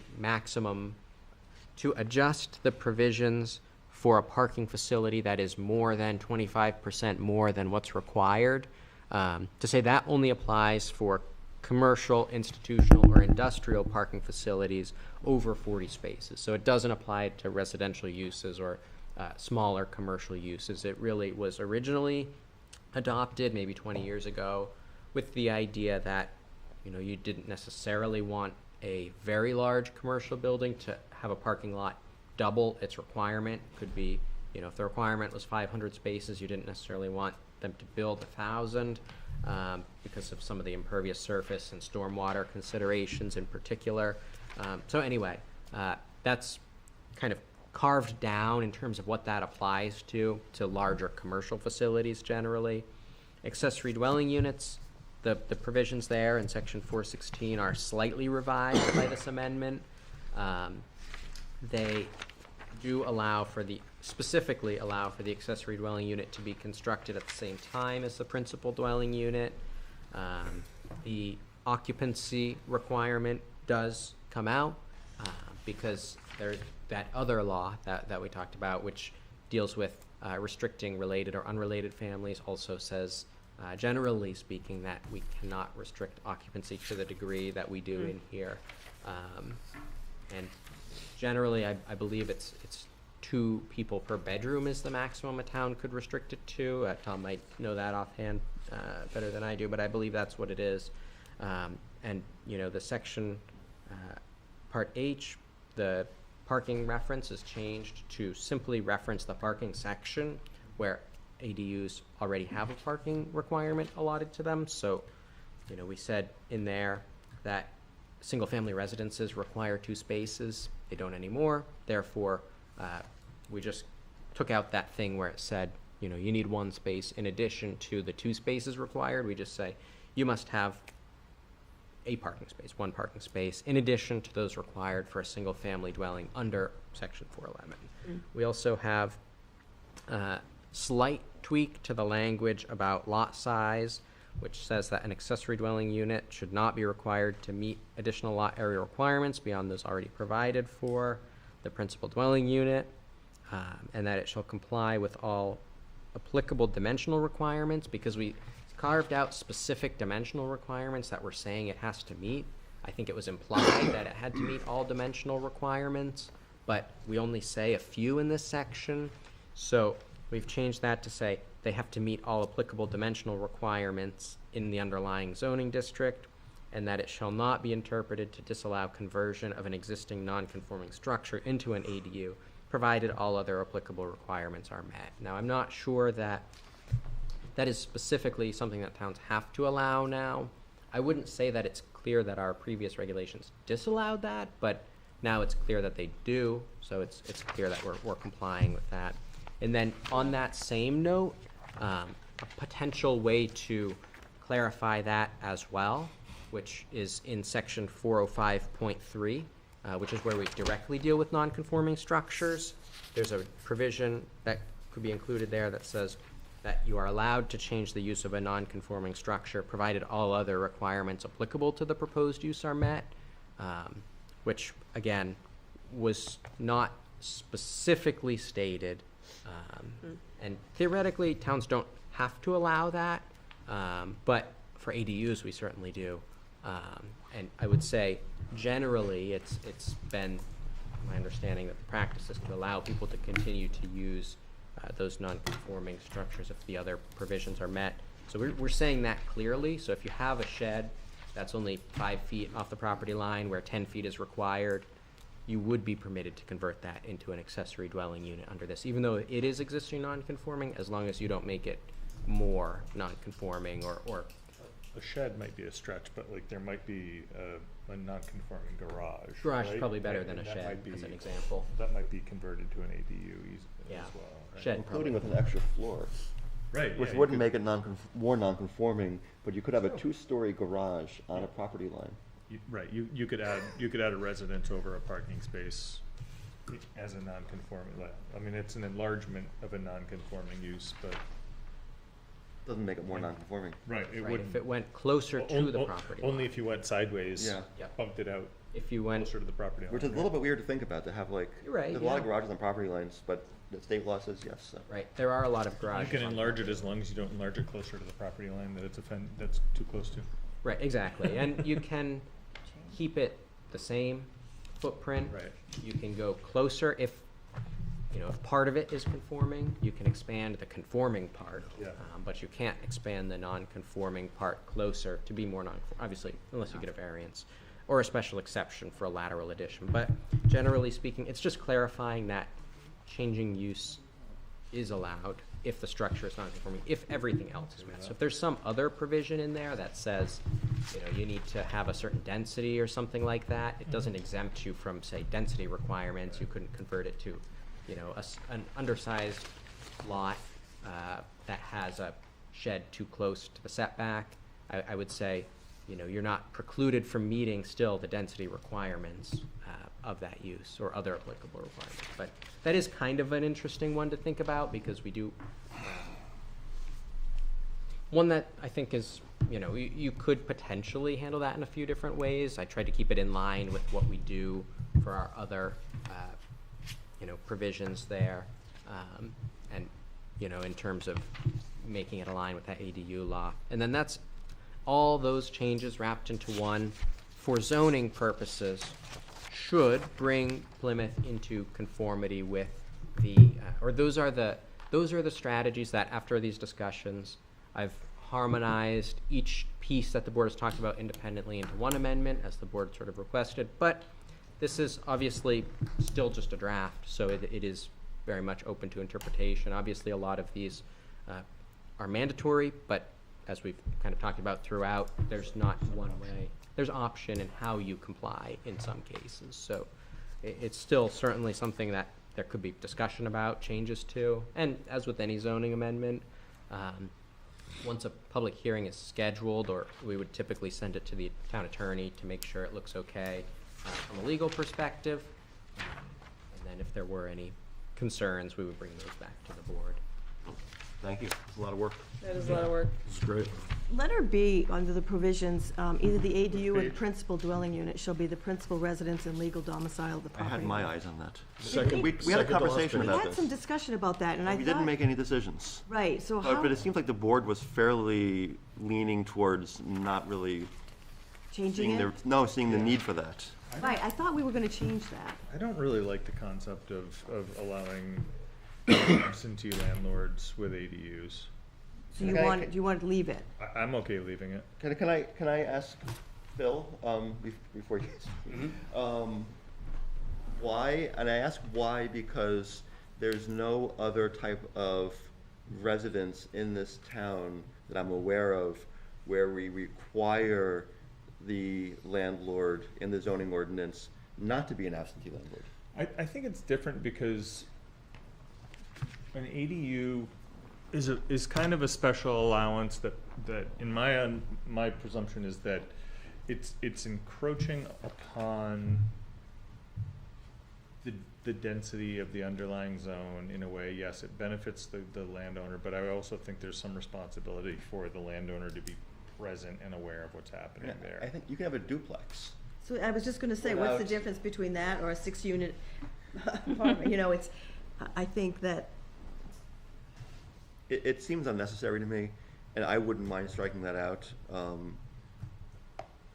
Or just maybe temporarily striking it out, putting it out and up for a public hearing and seeing what the public has to say about it, and we can always put it back in. Potentially. I think we should hear from a gentleman that has to deal with the enforcement of this issue, because that could eliminate a lot of this. Yeah. My understanding is it is a part of the RSA, so it is not an option. From the state RSA. Correct. So it's not even up to the town. What is not? That we have to. That one of the RSA requirements is that the either the principal dwelling unit or the accessory dwelling unit be the primary residence of a property owner. So we are not legally allowed to require that by the state statute. No, you would not, it is required by the state statute To keep that kind of to thing. keep that. So if you were to take it out of the zoning requirement, then you would no longer be in compliance State with law. the state law. That's so I interesting. guess we'd have to look at that. I mean, sometimes the RSAs enable towns to require that. If it requires that towns do that, that's another Do thing. you know the RSA number? Off the top of my head, no, Okay. but, That's for a fact. 67471. but I've looked into this quite a bit and I've had a lot of conversations with other code enforcement officers throughout the state, especially with the changes Yeah. in the state law, and I can confirm it tomorrow when I go back into or later tonight when I have my laptop in front of me, but my understanding is that the RSA requires that one of the dwelling units be Occupied by primary. not just occupied, but the principal residence. So, which is why we put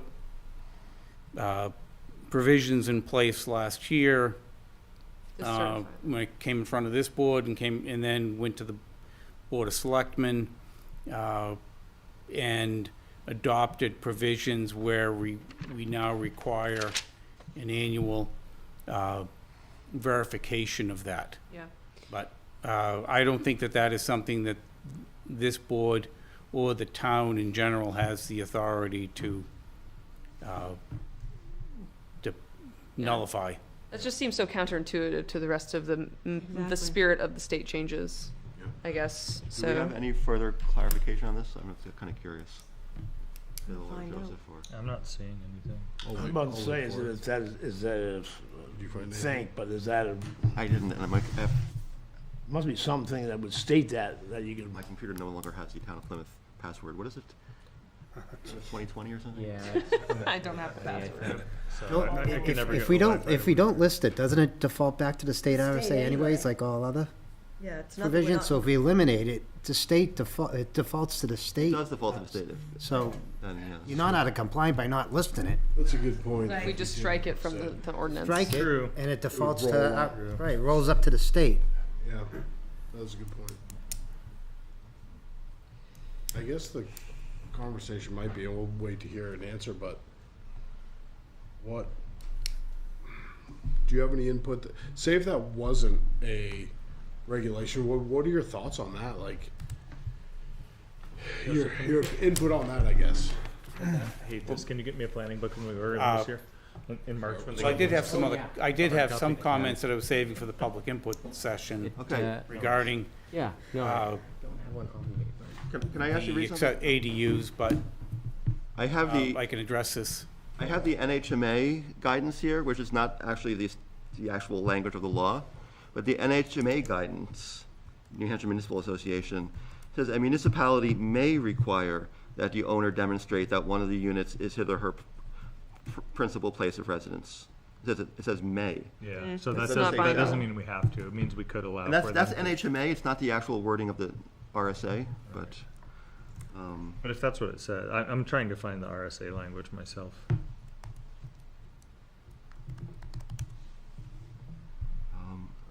a municipality may require, this is the RSA language, a municipality may require that the owner demonstrate that one of his units, or one of the units is his or her principal place of residence. So we And the could, municipality may establish a reasonable regulations to enforce such a requirement. It's may, it's not shall. yeah. So we could either strike this or leave it, in either one, it would be valid. I think, though, if you want to know my opinion on it, first off, I think that I like how Joseph has compartmentalized all of the zoning changes that are required to get us in compliance in state law. He's compartmentalized that into one.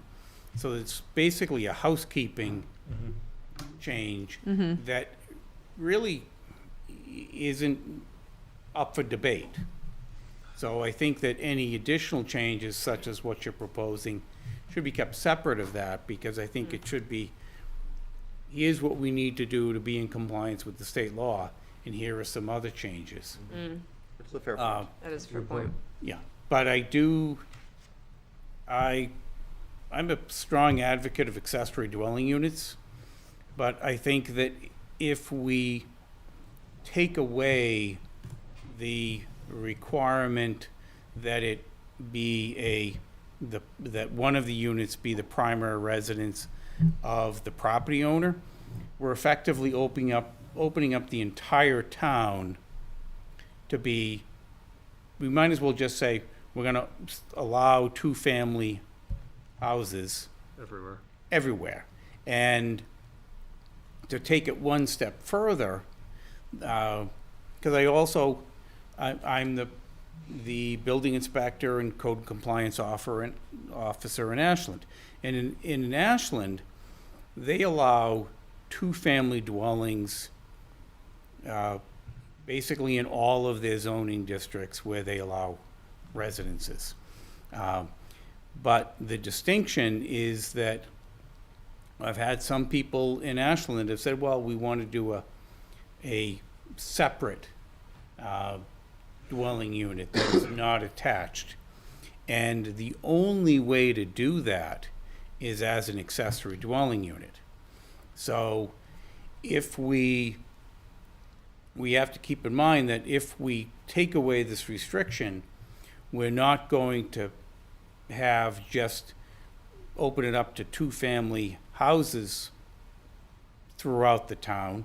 We're also going to open it up that we can have detached, separate housing units throughout the town. So Okay. I think that in able to have some control over this, I think it's important to have this restriction that it be the primary residence in at least one of the units. So because ADUs are allowed in single family, then if you allow it to be, both units to be rented by an absent landlord, then you essentially are making that a two unit, 2 dwellings. 12 dwelling. Actually, no, because they could do attached or detached. So, Right. right, it could be But a in 2 single unit. family residential, you'll have 2 units on a lot. Which we already have with ADUs. Right. It's just a matter if one of those, we all of a sudden mandate, which we don't mandate in other If one is single-family rent- if- houses, yeah. that the owner has to live there. Right. And I don't see why we would mandate that when we don't mandate it, like, in other single-family homes, or, There for is- that matter, outside a single-family residential zone, you could do multiple houses on a single lot. Right. So you can just build a whole bunch of houses and, you know, have Well- different people in every one of them. One more question. There are also spatial limitations to ADUs. So it's not, so, you know, like in our village, in, you know, like the Merrill High Street, Langdon quadrant of the village, the lots are pretty narrow, pretty small. So like realistically, you wouldn't actually be able to build an ADU on many of those lots. Not of any size. I mean, I'm not really concerned with who lives there, as long as they're not being a nuisance, which we have other laws for. Right. That's it. You And, can't- and yeah. for me, the enforcement is, if you have someone who's not behaving properly by our law, that's enforceable by other means. And I don't see why we have to mandate the owner living in the property when we don't for any other type of structure.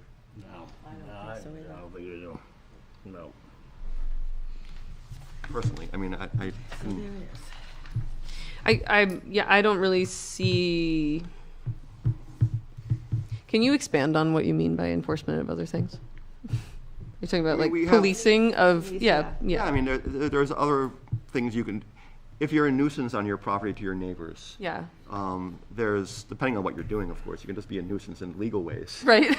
Noise, for example. Noise, Noise, right? yes, yeah. Citation. But if you're a nuisance in ways that are not considered legal, It's typically a police call, then there's other forms of enforcement. right? Okay. And it's not necessarily like, You could be the homeowner, you could be a nuisance, or you could be a renter, Exactly. you could be a Be the nuisance. same. I know plenty of homeowners who could be a nuisance. Absolutely. Um, Yeah. Yep. I guess my point of thinking about the like size limitations is that it's not realistic that we're going to have every single lot in the town suddenly have an ADU on it as well, because they just simply can't be built on every single lot. Right? Setbacks and size. I bet. Right. I mean, I guess one of the questions is it worth, since there seems to be not consensus necessarily, but a bunch of us who are interested in this, trying to move forward with this year, potentially is separate from this because it's not I do like necessarily. that. Yeah, I would agree. I think That's that's important. important. That's a very Yep. good point. And, or do we want to just kind of sit on it for a while? I sort of want to get some more feedback on it. I like. So we can I'd put it up for public potentially hearing and like get feedback. Let's put it on a public hearing and try it. So, is there, aside from this question of Section 2B and the owner occupancy, all of these other changes that Joseph has so precisely enacted, is there any reason why we shouldn't put this to public hearing for our in a month? So I don't so that's one thing I wanted to add. So we're Okay. sort of talking about the T-mod earlier. Yeah. Is we can choose to put this to public hearing, right? Mm-hmm. And set that date for the first public hearing. It doesn't necessarily need to be our next one though. Sure. So, and that's why I sort of want to talk more about timing. Like, Okay. and it might be a moot point. It might not make a difference either. Or like, Matt, you're thinking too much into this where it doesn't. But so we can make the decision tonight to move it forward, and then pick it. Doesn't necessarily need to be the next one, but I think this is a great document that they've done amazing work on cleaning it up, making sure that what is going to go potentially to town meeting is a good document to, not get us in line with the state, but also keeping the town's best interests involved. I can't wait to make a video on this one. Brad. Okay, Molly, you just sit there and behave yourself now. This was literally imagining it as Joseph was sure you walking through were. everything, and I was like, oh, this one's complicated. It's just long, that's all. You guys did great with the videos Thank last you. time. I thought have so. every confidence. Thank you. So New Hampshire Municipal Association does have some dates on their calendar. So the first day to accept petition warrant articles for zoning amendments is January 12th. The last day to accept petition for zoning amendments is February 11th, and that comes into play because the Seems later than last year. No, that is not what this calendar says. That seems later than last year. First day on this calendar oh, that's interesting. is November 10th. Last day is December 10th. It's actually only a month. That sounds like what I remember. Yeah. That's interesting. I'm on the 2026 New Hampshire Municipal Association traditional town meeting calendar schedule. All right, Is so it we'll have to for look into it. petition warrant articles versus zoning amendments? Because there are different timelines. Yes, this is petition zoning ordinance changes. So those would be petitioned by the Oh, you have the community. same. You have the same. We have conflicting calendars. We do. Fascinating. This All right, one, so let's put that in the back burner. the one in the packet is from New Hampshire Department of Business and Economic Affairs. Yeah. And it's there, every year they put out a 2026 Their zoning guidance, amendment calendar. right. But what we would really, ultimately, these calendars are advisory. We'd have to reference RSA 675:4 for the timeline. Right. Molly. Tell me that RSA number again. 675:4. If we're talking about petitions specifically. Oh, is that not also all the other calendar? The others are 675(3) through 7. Thank you. They used to have these in books, you guys. We have books. I know, just yeah. don't have it with me. But I can get it if you folks would like to have a couple of copies on the table. Right now, I would. Well, those They're it's all gonna be about the they're gonna be petition. printing new ones in April. That was the, so yeah, we the should question was wait. about the petition. We can. I don't need to know this right Yeah. now. Yeah. I think there's time either way. I do recall it was early last year. I mean, there's a, I think what you've done is great. I think this is good.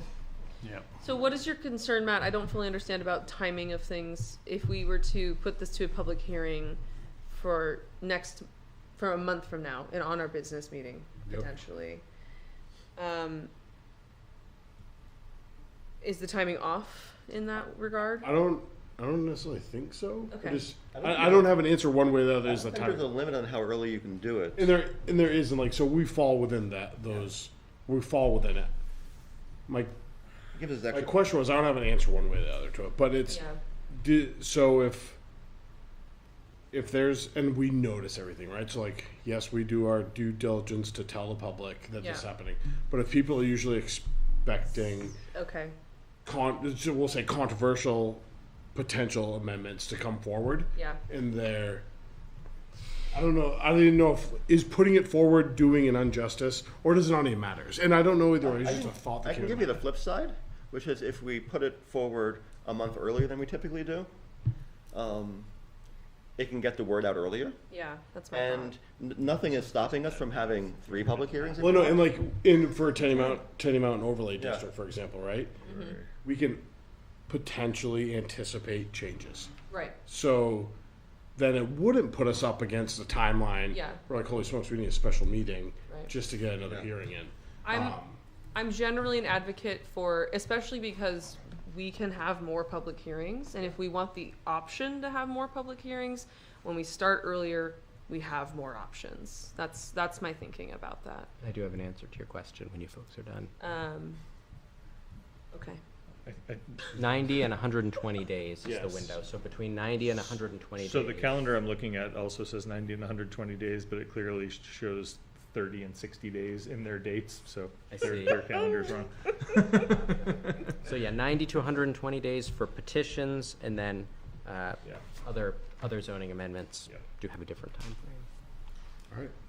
Thank you. I think that's why they were asking for a November hearing, is that the window for filing petition zoning amendments is going to be Right. sooner.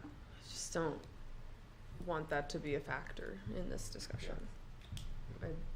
Yeah, I think it there's will probably be. enough consensus here to move that forward, maybe with a few tweaks without, like, having to worry about that happening.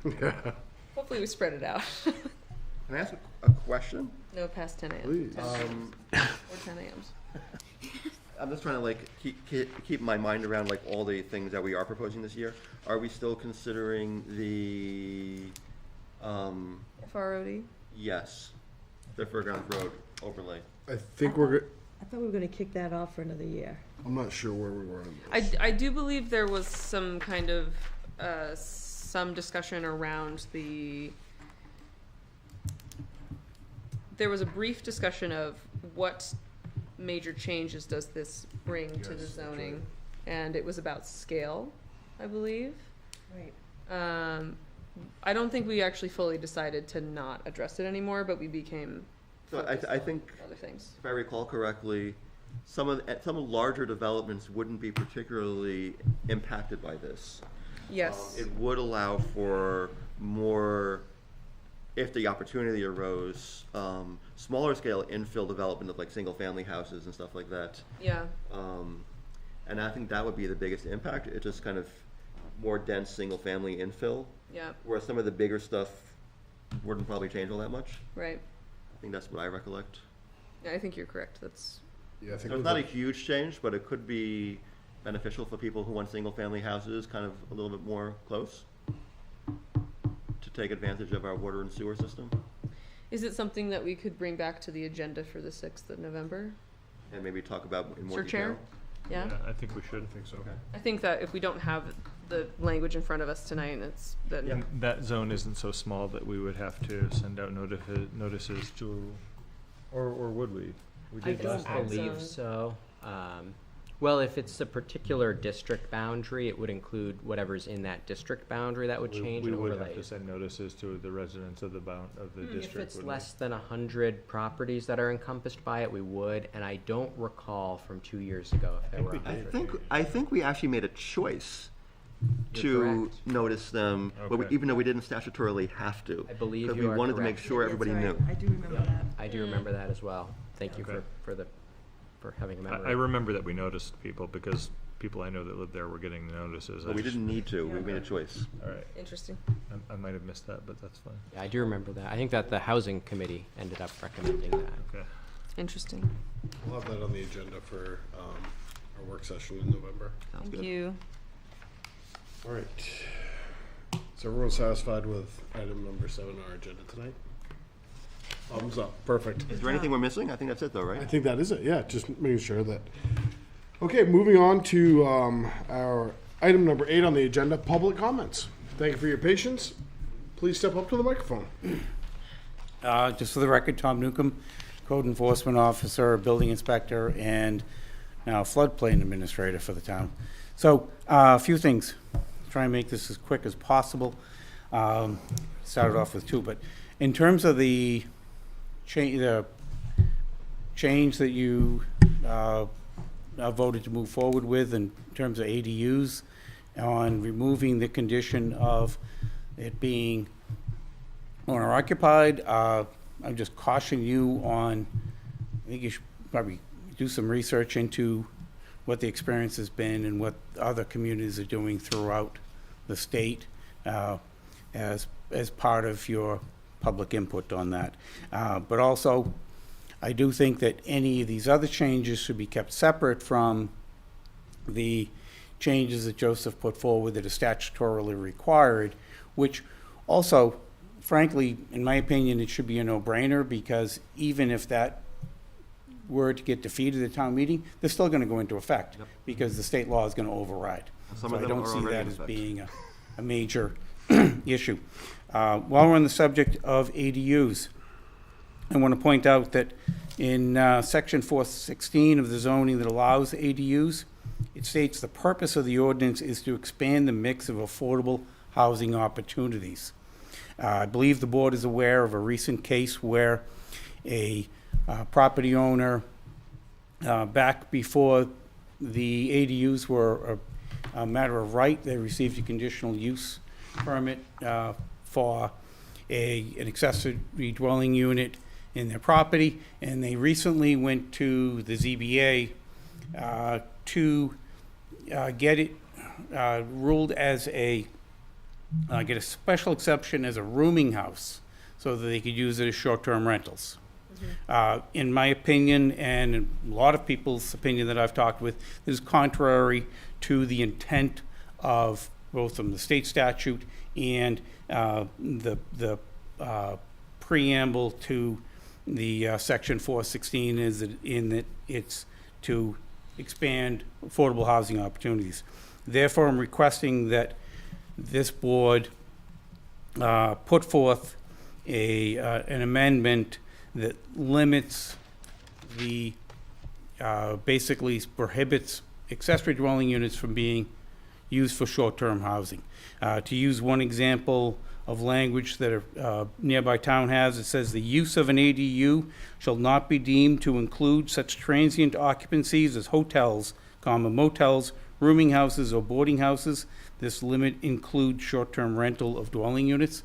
Be more than happy to provide that to Joseph, as well as other language that other communities are using. Can I actually clarify that? I have a question on that as well. Yep. In the case that you're talking about, it was actually considered no longer an ADU, if I understand. It was a change of use. That is incorrect. It was because it was approved as an accessory dwelling unit, and it was not necessarily a change of use. But if, I mean, we can approve on the planning board all sorts of uses. And then if somebody comes with a new site plan, for example, you can do a change of use. And I thought, I mean, maybe I'm misunderstanding. I thought that was Tourist home? that it went from an ADU to a tourist home and was no longer an ADU at that point. No, it is an ADU because it is a detached unit. And I specifically had conversations with the property owner at the time that they were applying for the permit to make it an ADU. And because it is in the agricultural district, they could have simply combined the two structures. They're about 8 feet apart. And they could have done a simple connection between them and then done it as a two-family. But it is still an accessory dwelling unit that has been under the ZBA approval to allow it to be used as a rooming house. I think the broader context here is I think we've on this board spoken about, correct me if I'm wrong, the fact that this round of hop that we're going through right now would include public engagement around short-term rentals and how we felt about them, how we wanted to regulate them. I mean, because currently you're not allowed to have one anyway. Exactly, and that's my next point. Unless you do it as a tourist home or something, which is a separate sort of thing. And we were going to have a conversation, I think, going forward, maybe have something next year, if depending on what we hear, about short-term rentals and how we want to regulate them. And I think it might be premature to try to do that this year. Well, and that was my second point, which is that I was here on November 7th of last year, and as I stated then, our current zoning prohibits short-term rentals. Yep. And that I've been asked to hold back on enforcing that, hoping that this board would take some action. And so I came to this board last November 7th, and you stated a case as to why we need to correct this, that we've had complaints because we've got the short-term rentals in a variety of different places and they're unregulated. We have no life safety regulations on them, like just as we would a hotel. And at the time, this board was reluctant to act. You had a full plate last year. There was also concerns about a lawsuit involving the town of Conway regarding their recently enacted short-term rental regulations. However, there are many other municipalities in town, in the state. Tilton is a perfect example that has had regulations of short-term rental properties in place for many years with no problems. And if this board is not willing to act to put something forward this year, then we're in a situation right now where the town is taking on liability because we have selective enforcement. And that cannot continue. So I implore this board to take some action this year. I've researched it extensively, be more than happy to work with Joseph to propose some language that we can put forth to town meeting. But right now, it is not an allowable use, and it puts the town in a very tenable situation because we're allowing a use that is contrary to zoning. Right. So those are my comments. Would you be willing to provide, do you have model language? Absolutely. Yeah, He said. I'd be curious to see some. Yeah. There are many many examples of it that some they have a special exception from the ZBA, so that therefore there is some review of it, so that depending upon the situation as to where it fits in the neighborhood. But they also have requirements such as registration, inspections, posting of a 24-hour contact in case of emergency or other problems, as well as the town's provided with that information, what to do with rubbish disposal, limits on the number of occupants. For example, 2 people per bedroom plus 2 people that would be in a non-bedroom area. Requirements for egress. So fire extinguishers, things that you would require of any other short-term rental property such as a hotel. And I could put some language together and work with Joseph on that and have something together in a week. I have a question about that when we kind of paused the conversation last year, which I do remember, and it was in light of the kind of Conway legality. Is there anything the results of that legal precedent, does it have any impact on the fact that we don't technically allow short-term rentals right now? Like, The Conway case is resolved, okay, and they lost, and it had to do with some of their definitions. And so the lessons have been learned from that at this point. right, I think the other reason we were pausing is because we knew we were getting the HOP round 2, and we Right. wanted to hear what the community actually wants before we make the change. right. So I understand the kind of bind that in a time schedule that puts us in, but is there anything that's actually stopping enforcement of our zoning right now, besides our request? Is that a question to the board or a question It's to me? the board. Okay. I mean, you could answer. I don't know the If board no one really in has the an board answer for that. knows, yeah. What do you mean by Why that? it's not being enforced? I mean, Why are we not doing it? Is there, I mean, is I there mean- anything that would prevent us from enforcing now, if we, I mean, prohibition on short-term No, rentals? and frankly, if this situation is not going to change, then there will be enforcement. right, There you go. It's been a courtesy. right. So this is kind of my point. I mean, if I it, think this is a good question to put to the voters right now, this year. this year, Sure. But, I mean, I'm not saying no or yes. I am going to say it's not a question to put to the voters. We need to figure out which question it is we want to put to the voters, because there are many ways of tackling this question. right. I agree. Can I make a suggestion? Can I ask a question about the model language that you read? Mhm. So it sounded like they were prohibiting short-term rentals of the accessory dwelling unit. Did those prohibitions also apply to the main dwelling unit if the owner occupies the accessory? Well, I could see someone building, an accessory dwelling unit and using it as as the owner occupied unit and renting out the house. well, The bigger house. There's nothing that requires that the owner occupied unit be the larger parcel. So it opens up much larger rentals.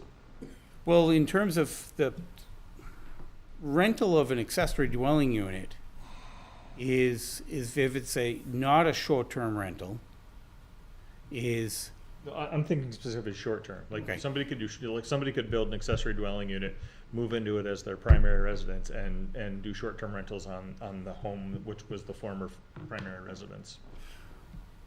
well, I think we first need to solve the issue of whether or not we're gonna allow short-term rentals. And then look at the accessory dwelling units, and that's a good point. Is the whether or not to allow short-term rentals of the accessory dwelling unit versus the primary residence, and we have a And if we're gonna eliminate the requirement that either unit be owner occupied, then can you do short-term rentals on both units? Well, so my own, and this is just one opinion in a town of like several thousand. I think what Conway was going after and failed because of other reasons, I think was a good idea, which is owner occupancy. And I think in this case, owner occupancy is a good idea for short-term rentals, because like a hotel where you have someone who's responsible for the property on premises, for a short-term rental anywhere in town, you can also have someone on premises who's responsible and keeps the short-term, like hotel guests basically, supplied and from doing anything they shouldn't be doing. And they have a stake in the community. And I think that's what Conway was trying to do. And it didn't have to be there all the time, but you had to at least like have a stake in the community and be there like half the year or whatever, and they didn't write it correctly. But it seems like that puts an onus on the owner to, run their hotel in a responsible way. For it, yeah. Just as a hotel owner would have like either themselves or a manager on duty to make sure everything's going right. There are a lot of questions here, because I mean, you could have a unit that's owner occupied, but it might not be their primary residence as well. Like somebody might live in Massachusetts and keep their accessory as their vacation home, and then they rent the primary home out as a short-term rental. Like, people are gonna figure out ways to work around a lot of things. And I think that if our goal is to ensure affordability, which is what the introduction to our accessory dwelling unit language implies, I think you make a case that short-term rentals is not part of that. I don't think it's just about accessory dwelling units, so. No, you're right. You could be in a duplex and have half it rented out. You can have a room in a house that you rent out. There are many different ways that could look that don't involve accessory dwelling units. True. Yeah. no, and I think that they're related but separate issues. And because John's right, that a short-term rental could be, you've got a spare bedroom Yeah. in your house. So, there are short-term rentals in Plymouth right now that are listed on Airbnb that are a tent in someone's backyard, literally. So there are, I've researched it, so, Believe you. yeah, there are many different options. And I'm not necessarily opposed to short-term rentals, but my main concern is, I've stayed in some short-term rentals, not in Plymouth, that they in other communities that they don't have proper life safety requirements. They don't meet DES requirements of having a septic system. So, but life safety is my primary interest in this, and that and that it fits in the neighborhood, and that we don't have neighbors that are that have these ruckuses. Homeless people? No, not homeless people, but People we've, partying in short-term rentals Yeah. next to, in the neighborhood where you have your home. there was an instance, neighborhood of $1 million homes, where the, one of the homes is not owner occupied at all. It's a short-term rental, and the next door neighbor was having people just wandering into their yard. So I think that with having some regulations for life safety, and also looking at, does it fit the nature of the neighborhood by doing a special exception? There are also, I'm not advocating for this, but I'm gonna say this, there are some communities that can say you go to short-term rental for X number of days out of the year. So, so that they limit it. There are quite a few properties in the town of Plymouth that are permanently short-term rentals. So I'm not necessarily saying that we want to regulate it and say you can only do it X number of days. I just think that for safety's sake and for the community, we want to have some controls in place. If we're gonna do this, I think we're gonna need to look critically at our current definition of tourist home and where those are already permitted, because they're already permitted in the village commercial, the highway commercial, the ICD, and by special exception in the ag zone. And by definition, a tourist home is a building or part thereof, other than a motel or hotel, where sleeping accommodations are provided for transient guests with or without meals, and which is also owner occupied. So, I mean, that kind of meets the definition. I mean, almost anybody could say, I have a tourist home. That applies in to the ag primary zone. residence, Owner occupied. owner occupied. So if there are, Does not, I mean, it doesn't say primary residence owner Right. occupied you're right. either. It could be my second home. And we're also in a town where primary residence is quite loose. If you look at a student, for example, Sure. you know, Yeah. I think one of the things that when the ZBA debated about whether or not to give that special exception is that they felt that the whole idea of a tourist home is antiquated, and that there needs to be a better definition of it, and that a short-term rental didn't necessarily fit into that, but they felt that it was the only available kind of hold to place that in, and that they didn't feel comfortable with the decision, but they didn't see a way that they could deny it. I agree that the tourist home is antiquated, and at the same time, I think there's a lot of language in there that is useful. Yeah. And I still come back to like the owner occupied part, or, you know, in some way or another, even if it's not like 100% of the time, that means you're gonna have to look your neighbors in the eye. And and they're gonna look you in the eye, and they're gonna be pissed at you if like you're not a good neighbor and you don't keep your place well, as opposed to a house that's 100% a short-term rental with nobody ever there. Yeah. As the owner. and we've had, so Plymouth has, I think, had Airbnbs for quite a while. Yeah. And I hear that one example, you got $1 million neighborhood and people walk through the yard for 3 years now. And I hear no other examples. So I'm not saying it is not an issue, or there aren't life safety concerns, which I also don't know if that's the town's responsibility to be involved with the life safety concerns of an Airbnb.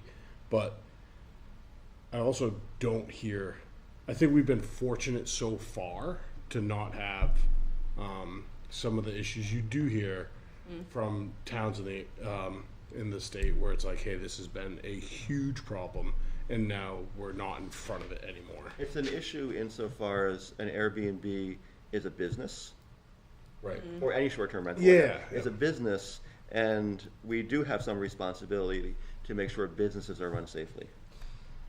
Where are tourist homes allowed by right? Village commercial, highway commercial, Ag. ICD, and by special exception in ag. Okay. And I will just, as a additional food for thought, so the Tenny Mountain Overlay District has uses that are allowed in the district, not just in the PUD. So any property in the T-Mod, if it were adopted, would be allowed to have a use called bed and breakfast, which doesn't exist today, or if it does exist, is being changed by this.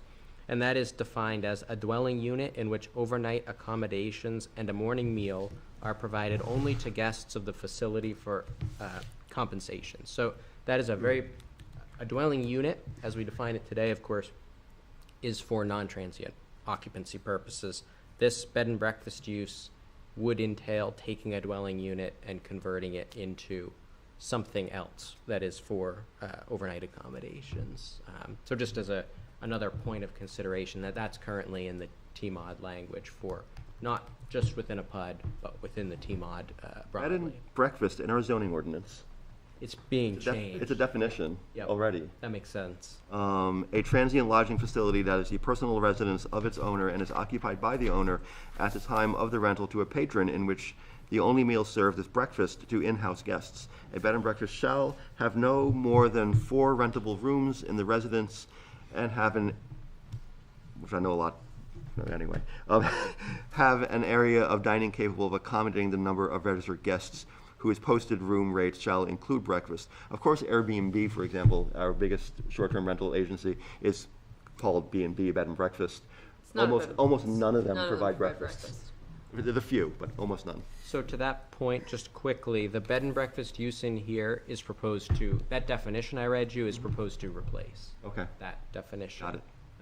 As currently written. I'd like to comment, Chair, that you made a comment that we've been pretty lucky. I think if we check with the police reports in the last 8 years, you'll see that there's been a lot of calls, and I guess from experience, because I managed property for years up at Tenny, and I still do, that there's been a lot of calls, disturbances. So it's not, it may not make police reports and so on, but there are calls and issues. And they're simple, some of them are simple issues, like right now, there's a bunch of fiber optic cable being laid, so there's a third-party cable company that's assisting the co-op, and they're parking all the trucks, big bucket trucks. And a lot of the folks up there that live up there, they're taking their parking spots and so on. So there's issues that may not be reported, but there are issues. I never thought about it that way. It Yeah. does. Thank you. It does seem like what John is bringing up about owner occupancy is also in the kind of original spirit of what Airbnb marketed itself as, and I can see how, you know, the what I think the fear would be is that we have a lot of homes that don't have any actual permanent residences in them. So I can see the benefit of regulating in terms of owner occupancy, not primary residence. I mean, I'm aware of a couple standalone small homes that are Airbnb short-term rentals.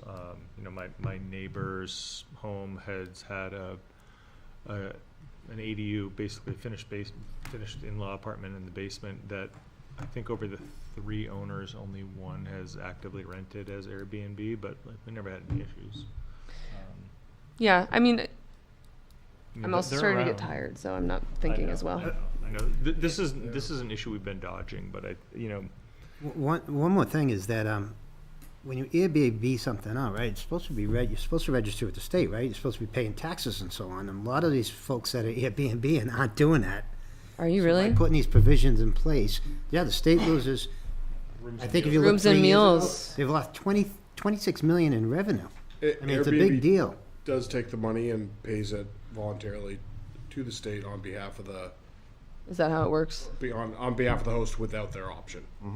So there's, at least through Airbnb, I don't know about the other platforms, but I heard that a year or 2 ago They did start they doing started that. taking that money and sending it to the state. Like never, I guess it never goes to the host. Like they pull the money. Happened and because send it to the states were state. filing Interesting. lawsuits against Airbnb. Oh, You remember, you have to remember that only 40% of the market runs through Airbnb front end. There's a lot of private listings and Google listings too that don't go through a collection agency, oh, yeah, and that revenue's lost. yeah. and there's still short-term rentals, even if it's not Airbnb. Just through a different venue. Word of mouth, Through a right? yeah. You say it's wintertime, skiers, you pass the word around, and I guess that was my question of what, I think one of Tom's other questions are, can we enforce the no Airbnb, no short-term rental right now, and what are the consequences for that before any changes are decided? Like, can that enforcement happen? It certainly 'Cause can. I'm curious what the issue was with Airbnb in that loss. I do know, John, like, or anybody, what did Airbnb take issue with exactly in the wording? It was So- Conway versus. In You mean the Conway Conway thing? specifically, Yeah. Conway versus short-term rentals. Joseph has, Yeah, the Conway case was really an example of, and it's not right in front of me, but essentially the definition of a dwelling unit in Conway was kind of the core issue. So when we define dwelling unit in Plymouth, we define that in such a way that it specifically is for non-transient purposes. So if you have a single-family dwelling, you, by definition, cannot use that for short-term rental, transient rental, as defined.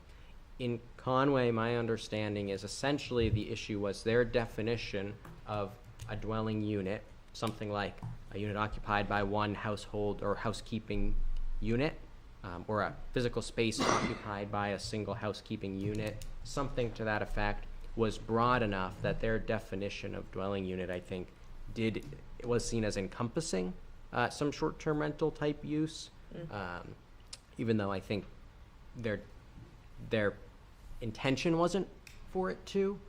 Their definition was not specific enough that a dwelling unit is not intended to be used, is not allowed to be used for a short-term rental purpose. That's the big picture of the Conway case, as I understand it. Though I know there may have been appeals, but I think it's all settled now, and I do think the answer was that Conway just Had to didn't rewrite define them. appropriately to enforce what they were claiming. So there wouldn't necessarily be any consequences for enforcing the law as it is right No. now. There wouldn't be any legal consequences. You would just be stopping the short-term It rentals. would just be, yeah.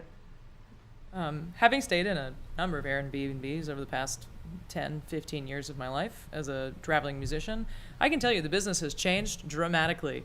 And it is, it used to be a really affordable way to travel. And most of the time I would be staying with a host. You'd be in their house. I mean, I even got an Airbnb in Scotland. This couple was great. Stayed over there a couple nights. It was great. The Airbnbs that I have stayed in more recently that are either separate, detached, they're managed by AI and robots most of the time. You have to really tell, you can look at a picture and go, oh, that's not run by humans. The whole entire business has changed so dramatically that it is no longer affordable. It's the same rate, if not higher, than hotels. It is not the same company that it used to be. And I know in a number of states they are requiring owner occupancy, and I think it's for a good reason. Anytime I go to New York City, I believe very, very specifically in New York City and in New Jersey, you have to have the owner living on the premises. And what that looks like, people are very, very creative with. So people will still find a way. I mean, for instance, you'll walk into a building that has 3 stories. They'll have built a wall to separate the first floor, and they live on the first floor. The second and third floor apartments are rented out. However, there's still a person on the premises. If there's no can opener, you can still call downstairs if something's missing. So I think people are probably still using short-term rentals to try and make up that income because of all the other economic things that are happening right now. They're trying to find any way to make their mortgage payments, pay a little bit less on their rent.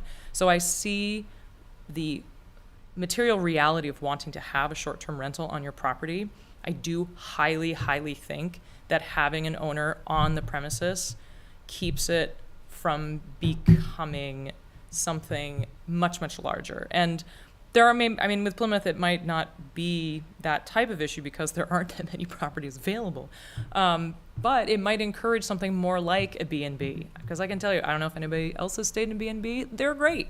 They're so fun. It's amazing to make connections with people. And I think if we want to, again, go back to that idea of the character of the town, what the intention is, if you want to offer a bed and breakfast, that's a great thing. I think that's awesome. As an alternative, as something more personal than a hotel.